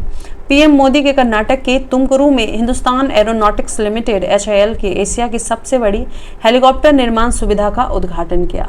27 फरवरी से 17 मार्च तक संयुक्त अरब अमीरात में आयोजित होने वाले बहुपक्षीय हवाई अभ्यास एक्सरसाइज डेजर्ट फ्लैग में भारत का स्वदेशी लड़ाकू विमान तेजस अपने पहले विदेशी अभ्यास में भाग लेने के लिए UAE में उतरा। देखेंगे आगे। 19 फरवरी 2023 को निजी क्षेत्र द्वारा भारत का पहला हाइब्रिड साउंडिंग रॉकेट तमिलनाडु के चंगलपट्टू के पट्टीपुलम गांव से लॉन्च किया गया। मार्टिन फाउंडेशन ने doctor APJ Abdul Kalam international foundation और स्पेस जोन इंडिया के सहयोग से doctor APJ Abdul Kalam satellite launch vehicle mission 2023 launch किया। भारतीय वित्तीय प्रौद्योगिकी कंपनी वेलोसिटी ने AI चैटबॉट लेक्सी लॉन्च किया है। भारत के पास अब ChatGPT द्वारा संचालित अपना पहला AI चैटबॉट है लेक्सी। हाल ही में बृहस्पति के 12 नए चंद्रमा की खोज की गई, जिसमें बृहस्पति सबसे अधिक चंद्रमा वाला ग्रह बन गया है। बृहस्पति ग्रह के पास अब 92 चंद्रमा हो गए हैं। यूरोपीय संघ ने वर्ष 2035 में नई गैस और डीजल कार की बिक्री पर प्रतिबंध लगाने के कानून को मंजूरी दी है। इटली के शोधकर्ताओं ने अल्मा का उपयोग करके एक ब्लैक गैलेक्सी या अदृश्य गैलेक्सी की खोज की है। जनवरी 2023। NTPC और गुजरात गैस लिमिटेड ने संयुक्त रूप से भारत की पहली हरित हाइड्रोजन सम्मिश्रण परियोजना की शुरुआत की। जापान को पीछे छोड़कर भारत विश्व का तीसरा सबसे बड़ा ऑटो बाजार बन गया है। फुलब्रूड रोग से मधुमक्खियों की होने वाली मौतों को रोकने के लिए दुनिया की पहली वैक्सीन के इस्तेमाल को अमेरिका में मंजूरी प्रदान की गई। रूस के अंतरिक्ष यान सोयूज MS-22 के क्षतिग्रस्त हो जाने के बाद अपने 3 पुरुष सदस्यों को वापस लाने के लिए रूस अंतर्राष्ट्रीय अंतरिक्ष स्टेशन पर सोयूज MS-23 अंतरिक्ष यान भेजा गया। हाल ही में अमेरिका के जेम्स वेब टेलीस्कोप ने पृथ्वी के आकार के बराबर एक एक्सोप्लैनेट LHS 475b की खोज की है। स्टार्टअप फार्म IG ड्रोन द्वारा भारत का पहला 5G सक्षम ड्रोन विकसित किया गया है, जो वर्टिकल टेक ऑफ और लैंडिंग में सक्षम है। इसे स्काई हॉक नाम दिया गया है। भारतीय सेना द्वारा सैन्य रण क्षेत्र हैकथॉन 2.0 का आयोजन किया गया। उत्तर प्रदेश के अमेठी में भारत एवं रूस ने संयुक्त रूप से AK-203 असॉल्ट राइफलों का उत्पादन शुरू किया है। आईआईटी मद्रास प्रवर्तक टेक्नोलॉजी फाउंडेशन ने स्वदेशी रूप से विकसित मोबाइल ऑपरेटिंग सिस्टम भार ओएस को इनक्यूबेटेड फॉर्म बनाया है। स्प्रिंट योजना के तहत भारतीय नौसेना स्वायत्त हथियार युक्त नाव स्वाम प्राप्त करेगी। ल्यूमिनस कंपनी द्वारा भारत का पहला हरित ऊर्जा आधारित। अब हम देखेंगे एनवायरनमेंट टू द पॉइंट। 7 जून 2023 को हवाई में स्थित सक्रिय ज्वालामुखी किलाऊ में विस्फोट की घटना हुई। पर्यावरण, वन और जलवायु परिवर्तन मंत्री भूपेंद्र यादव ने 15 मई 2023 को नई दिल्ली में मेरी लाइफ नामक एक मोबाइल एप्लीकेशन का शुभारंभ किया। यह ऐप पर्यावरण को बचाने में नागरिकों, विशेषकर युवाओं की शक्ति को प्रदर्शित करेगा। यूरोपीय संघ ने ग्रीन हाउस गैसों के उत्सर्जन को कम करने के लिए फिट फॉर 55 नामक एक व्यापक जलवायु कार्य योजना पेश की है। इसका उद्देश्य 2030 तक शुद्ध ग्रीन हाउस गैस उत्सर्जन को कम से कम 55% तक करना है। ब्रिटेन के प्रधानमंत्री ऋषि सुनक ने ब्राजील के अमेजन फंड में $101 मिलियन से अधिक का योगदान देने की घोषणा की है, जो दक्षिण अमेरिकी वर्षावन में वनों की कटाई को रोकने का प्रयास करता है। संस्था UN economic and social commission for Asia and the Pacific ESCAP ने हाल ही में रेस टू नेट जीरो शीर्षक से एक रिपोर्ट जारी की है। मई 2023 में UNEP द्वारा turning of the tap how the world can and plastic pollution and create a circular economy शीर्षक से एक रिपोर्ट जारी की गई है। राष्ट्रीय बाघ संरक्षण प्राधिकरण NTCA ने हाल ही में यह घोषणा की कि अरुणाचल प्रदेश में दिबांग वन्यजीव अभयारण्य को जल्द ही बाघ अभयारण्य के रूप में अधिसूचित किया जाएगा। इस कदम से इंदु मिसमी नामक जनजाति में अशांति उत्पन्न हो गई है, क्योंकि उनका मानना है कि एक टाइगर रिजर्व वन उनकी पहुंच में बाधा बनेगा। ऑस्ट्रेलिया ने कार्बन डाइऑक्साइड के उत्सर्जन को कम करने के लिए सेफगार्ड मैकेनिज्म लॉन्च किया है। 9 अप्रैल को गजोत्सव 2023 का उद्घाटन काजीरंगा राष्ट्रीय उद्यान असम में राष्ट्रपति द्रौपदी मुर्मू द्वारा किया जाएगा। तमिलनाडु सरकार ने थानथाई पेरियार वन्यजीव अभयारण्य को राज्य का 18वां वन्यजीव अभयारण्य घोषित करने का निर्णय लिया है। ट्रांसलोकेशन प्रोजेक्ट के तहत गुजरात सरकार ने 40 वयस्क और उपवयस्क एशियाई शेरों को राज्य में बरडा वन्यजीव अभयारण्य में स्थानांतरित करने की योजना बनाई है। संयुक्त राष्ट्र का विश्व मौसम विज्ञान संगठन ने global green house gas monitoring infrastructure पेश किया है। इसका उद्देश्य ग्रह वार्मिंग प्रदूषण को मापने के बेहतर तरीके प्रदान करना और नीतिगत विकल्पों को सूचित करने में मदद करना है। भारत ने बड़ी बिल्लियों को रक्षा के लिए अपने नेतृत्व में एक मेगा वैश्विक गठबंधन शुरू करने और $100 मिलियन की गारंटीकृत धनराशि के साथ 5 वर्षों में समर्थन का आश्वासन दिया है। प्रस्तावित इंटरनेशनल बिग कैट अलायंस 7 बड़ी बिल्लियों बाघ, शेर, तेंदुआ, हिम तेंदुआ, प्यूमा, जगुआर और चीता के संरक्षण और पुनर्वास की दिशा में काम करेगा। अंतर्राष्ट्रीय ऊर्जा एजेंसी द्वारा जारी CO2 एमिशन इन 2022 रिपोर्ट 2022 रिपोर्ट के अनुसार 2022 में वैश्विक ऊर्जा संबंधी CO2 उत्सर्जन में 1% से भी कम की वृद्धि हुई है। अब हम देखेंगे आगे।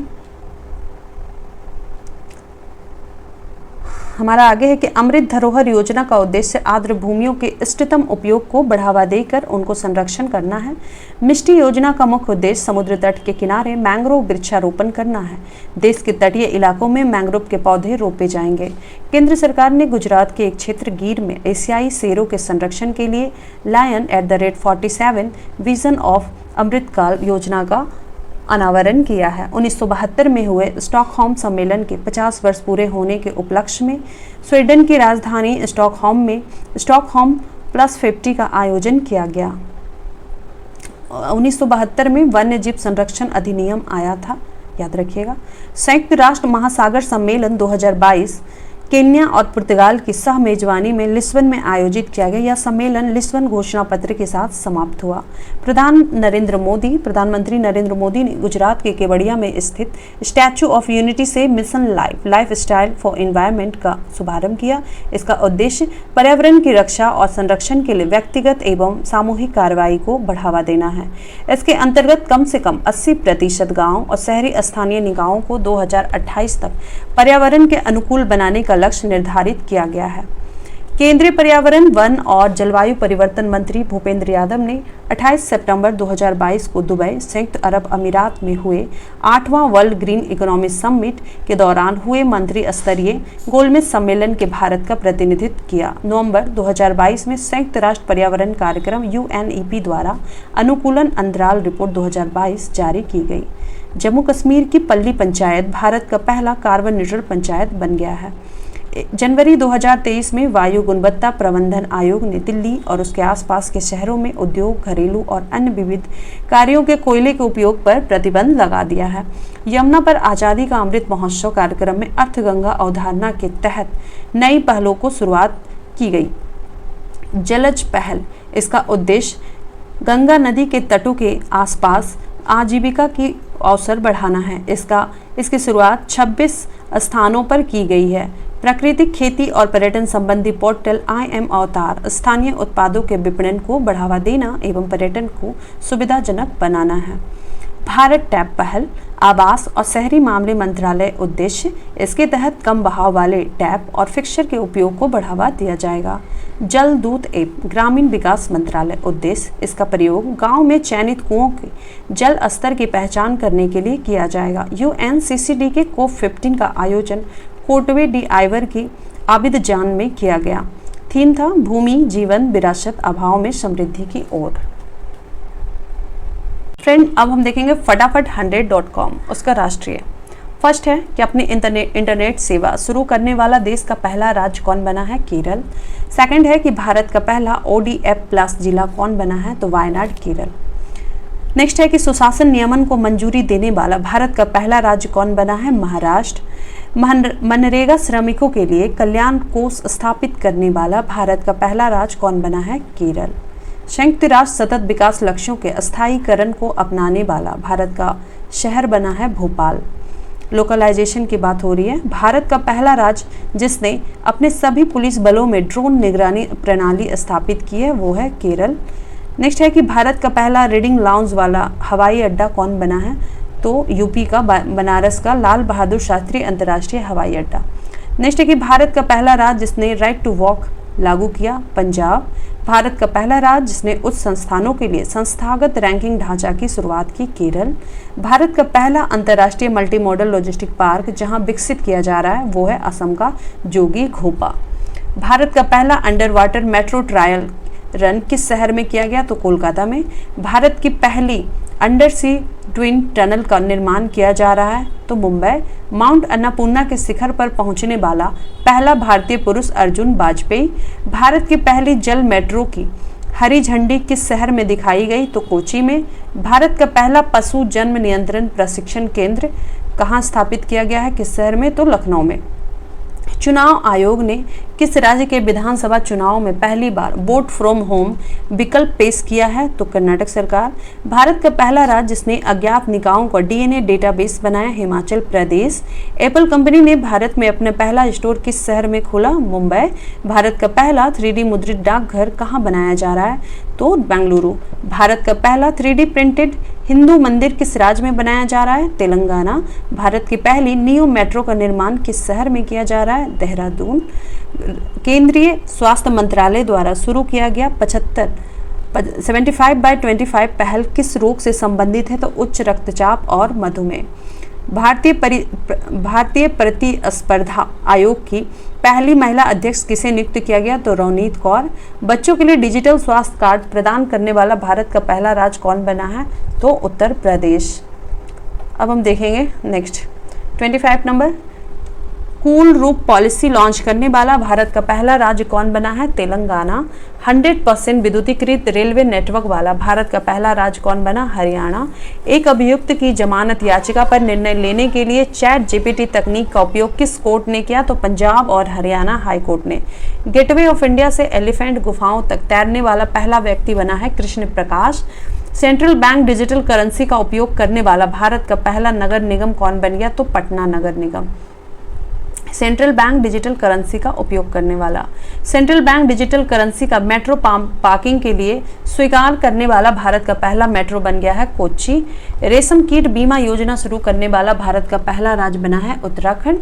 भारत की पहली व्यवहार प्रयोगशाला किस शहर में स्थापित की जा रही है तो जयपुर।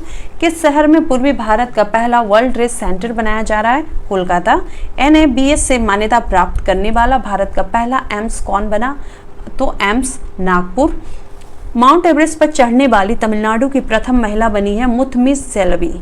भारत का पहला 100% डाइमिथाइल ईथर ईंधन वाला ट्रैक्टर किसने विकसित किया IIT Kanpur. Global container port perform index 2022 के अनुसार भारत का सबसे कुशल बंदरगाह कौन बना है तो पीपावाव पोर्ट गुजरात। एशिया की सबसे बड़ी क्लस्टर विकास योजना कहाँ शुरू की गई ठाणे महाराष्ट्र। भारत के राष्ट्रपति ने किस राज्य में भारत के सबसे बड़े उच्च न्यायालय परिसर का उद्घाटन किया है तो झारखंड। भारत के राष्ट्रपति ने किस राज्य में भारत के सबसे बड़े उच्च न्यायालय, ठीक है, सबसे बड़ा जो है हाई कोर्ट परिसर का उद्घाटन किया कॉरिडोर का तो Jharkhand. Internet one India report 2022 के अनुसार किस राज्य में इंटरनेट की पहुंच सबसे अधिक है तो गोवा। पूर्वोत्तर का सबसे बड़ा बहुउद्देशीय इंडोर स्टेडियम किस राज्य में बनाया जा रहा है मेघालय। शिक्षा मंत्रालय के अनुसार भारत के किस राज्य की साक्षरता दर सबसे कम है बिहार। सिप्री की रिपोर्ट के अनुसार कौन सा देश 2018 से 2022 तक विश्व का सबसे बड़ा हथियार आयातक देश बना है भारत। भारत का सबसे बड़ा बैठने वाला हॉकी स्टेडियम कौन बना है तो राउरकेला का, उड़ीसा के राउरकेला का बिरसा मुंडा अंतर्राष्ट्रीय हॉकी स्टेडियम। भारत का पहला विद्युत तीर्थ गलियारा किस राज्य में विकसित किया जा रहा है उत्तराखंड। अब देखेंगे अंतर्राष्ट्रीय IQ एयर द्वारा जारी आंकड़ों के अनुसार विश्व का सबसे प्रदूषित शहर कौन है लाहौर। अंतरिक्ष में यात्रा करने वाले सऊदी अरब की पहली महिला कौन बनी है रेयाना बरनाबी। अंतरिक्ष में यात्रा करने वाले संयुक्त अरब अमीरात के पहले अंतरिक्ष यात्री कौन बने हैं तो सुल्तान अल नयादी। अपने नई बनने वाले इमारतों में जीवाश्म ईंधन और प्राकृतिक गैस पर प्रतिबंध लगाने वाला पहला अमेरिकी राज्य कौन बना है न्यूयॉर्क। हाल ही में किस देश में गर्भपात की गोली को मंजूरी दी गई जापान। IIT मद्रास किस देश में अपना पहला अंतर्राष्ट्रीय परिसर स्थापित करेगा तंजानिया। किस देश ने निवेश और रोजगार सृजन को प्रोत्साहित करने के लिए गोल्डन लाइसेंस पहल की शुरुआत की बहरीन। विश्व का पहला तरल हाइड्रोजन संचालित फेरी MF हाइड्रा किस देश में चलाया गया तो नॉर्वे में। यह है विश्व का पहला तरल हाइड्रोजन संचालित फेरी MF hydra. Oxford malaria vaccine R20 के उपयोग को स्वीकृति देने वाला पहला देश कौन बना है घाना। दुबई एयरपोर्ट पर दुनिया के पहले रोबोटिक चेक इन सहायक की लॉन्च किया गया, इसका नाम क्या रखा गया सारा। माउंट एवरेस्ट पर सबसे अधिक बार 27 बार चढ़ाई करने का रिकॉर्ड बनाया है कामी रीता शेरपा, नेपाल के रहने वाले हैं। अल्कोहल उत्पादों पर स्वास्थ्य चेतावनी के अनिवार्य रूप से लागू करने वाला विश्व का पहला देश कौन बना है आयरलैंड। किस देश की सरकार ने वर्ष 2025 को पर्यटन के लिए विशेष वर्ष के रूप में घोषित किया है नेपाल। फिनलैंड नाटो सैन्य संगठन में शामिल हो गया। इसके साथ नाटो में सदस्य देशों की संख्या कुल कितनी हो गई 31। दुनिया का सबसे कम स्वतंत्र देश हाल ही में किसे घोषित किया गया है तो तिब्बत। भारत का सबसे अमीर शहर हाल ही में किसे घोषित किया गया है न्यूयॉर्क सिटी। भारत का पहला अंतर्राष्ट्रीय क्रूज जहाज MV इम्प्रेस चेन्नई से किस देश के लिए रवाना किया गया श्रीलंका के लिए। किस देश ने पिछले 7 वर्षों में पहली बार सऊदी अरब में अपना दूतावास पुनः खोला ईरान। भारत, फ्रांस और UAE के बीच त्रिपक्षीय समुद्री अभ्यास 2023 का पहला संस्करण कहां आयोजित किया गया ओमान की खाड़ी में। किस देश ने विश्व की सबसे शक्तिशाली हाइपरसोनिक पवन सुरंग JF-22 का उद्घाटन किया तो चाइना ने। ग्लोबल यूनिकॉर्न इंडेक्स 2023 के अनुसार किस देश में विश्व के सबसे अधिक यूनिकॉर्न है तो अमेरिका के। इंडिया तीसरे नंबर पे है। संयुक्त राष्ट्र के आंकड़ों के अनुसार दुनिया का सबसे अधिक आबादी वाला देश कौन बना भारत। वित्त वर्ष 2022-23 में भारत का सबसे बड़ा व्यापारिक भागीदार कौन बन गया है अमेरिका। विश्व के किस देश में महिला पायलटों का प्रतिशत सबसे अधिक है भारत। एशिया के सबसे बड़े 4 मीटर इंटरनेशनल लिक्विड टेलीस्कोप का उद्घाटन कहाँ किया उत्तराखंड के नैनीताल में। अब देखेंगे नेक्स्ट, अब देखेंगे विज्ञान एवं प्रौद्योगिकी से 71 है कि भारत की पहली मोबाइल BSL-3 प्रयोगशाला का क्या नाम है तो रामबान। 72 भारत का पहला क्वांटम कंप्यूटिंग आधारित दूरसंचार नेटवर्क लिंक किस शहर में शुरू किया गया? नई दिल्ली। नेक्स्ट है कि किस शहर में भारत का सबसे बड़ा स्टेम सेल निर्माण संयंत्र स्थापित करने की घोषणा की गई है? हैदराबाद। किस देश ने विश्व की पहली सैंड बैटरी स्थापित की? फिनलैंड। 75 इसरो ने स्नातक तथा स्नातकोत्तर यानी ग्रेजुएशन और पोस्ट ग्रेजुएशन छात्रों को अंतरिक्ष विज्ञान एवं प्रौद्योगिकी संबंधी प्रारंभिक प्रशिक्षण देने के लिए किस कार्यक्रम की शुरुआत की है? तो स्टार्ट कार्यक्रम। भारतीय नौसेना ने कलवरी श्रेणी के किस छठी एवं अंतिम पनडुब्बी का समुद्री परीक्षण किया है? बागसीर। केन्या का अपना पहला पृथ्वी अवलोकन उपग्रह का क्या नाम है?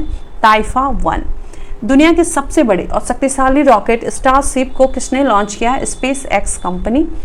किस अंतरिक्ष एजेंसी के यात्रियों ने अंतरिक्ष उद्यान का निर्माण किया है जिसे जीनिया फूल के पौधे की खेती की गई? नासा। बिपरजॉय तूफान ने भारत के किस राज्य के तट में से सबसे पहले टकराया? तो गुजरात। अब देखेंगे खेलकूद का। विश्व की पहली फ्रेंचाइजी आधारित शतरंज लीग ग्लोबल चेस लीग 2023 किस देश में आयोजित होगी? दुबई, संयुक्त अरब अमीरात। गोल्डन ग्लोब रेस को पूरा करने वाला पहला एशियाई कौन बने? अभिलाष टॉमी। पुरुषों के पूर्ण सदस्य T20 मैच की अंपायरिंग करने वाली पहली महिला कौन बनी है? किम कॉटन। आईपीएल के इतिहास में 7000 रन बनाने वाले पहला बल्लेबाज कौन बने? विराट कोहली। आईपीएल के इतिहास में सबसे ज्यादा विकेट लेने वाले गेंदबाज कौन बने? युजवेंद्र चहल। आईपीएल के इतिहास में सबसे कम 13 गेंदों में अर्धशतक लगाने वाले रिकॉर्ड किसके पास है? यशस्वी जायसवाल। एक दिवसीय अंतर्राष्ट्रीय प्रारूप में सबसे तेज 5000 रन बनाने वाले खिलाड़ी कौन बने हैं? बाबर आजम। सभी आईसीसी खिताब जीतने वाली विश्व की पहली टीम कौन बनी है? ऑस्ट्रेलिया। जैवलिन थ्रो रैंकिंग में विश्व के नंबर 1 खिलाड़ी कौन बने हैं? नीरज चोपड़ा। बीसीसीआई ने भारतीय क्रिकेट टीम का नया किट स्पॉन्सर किसे चुना है? एडिडास को।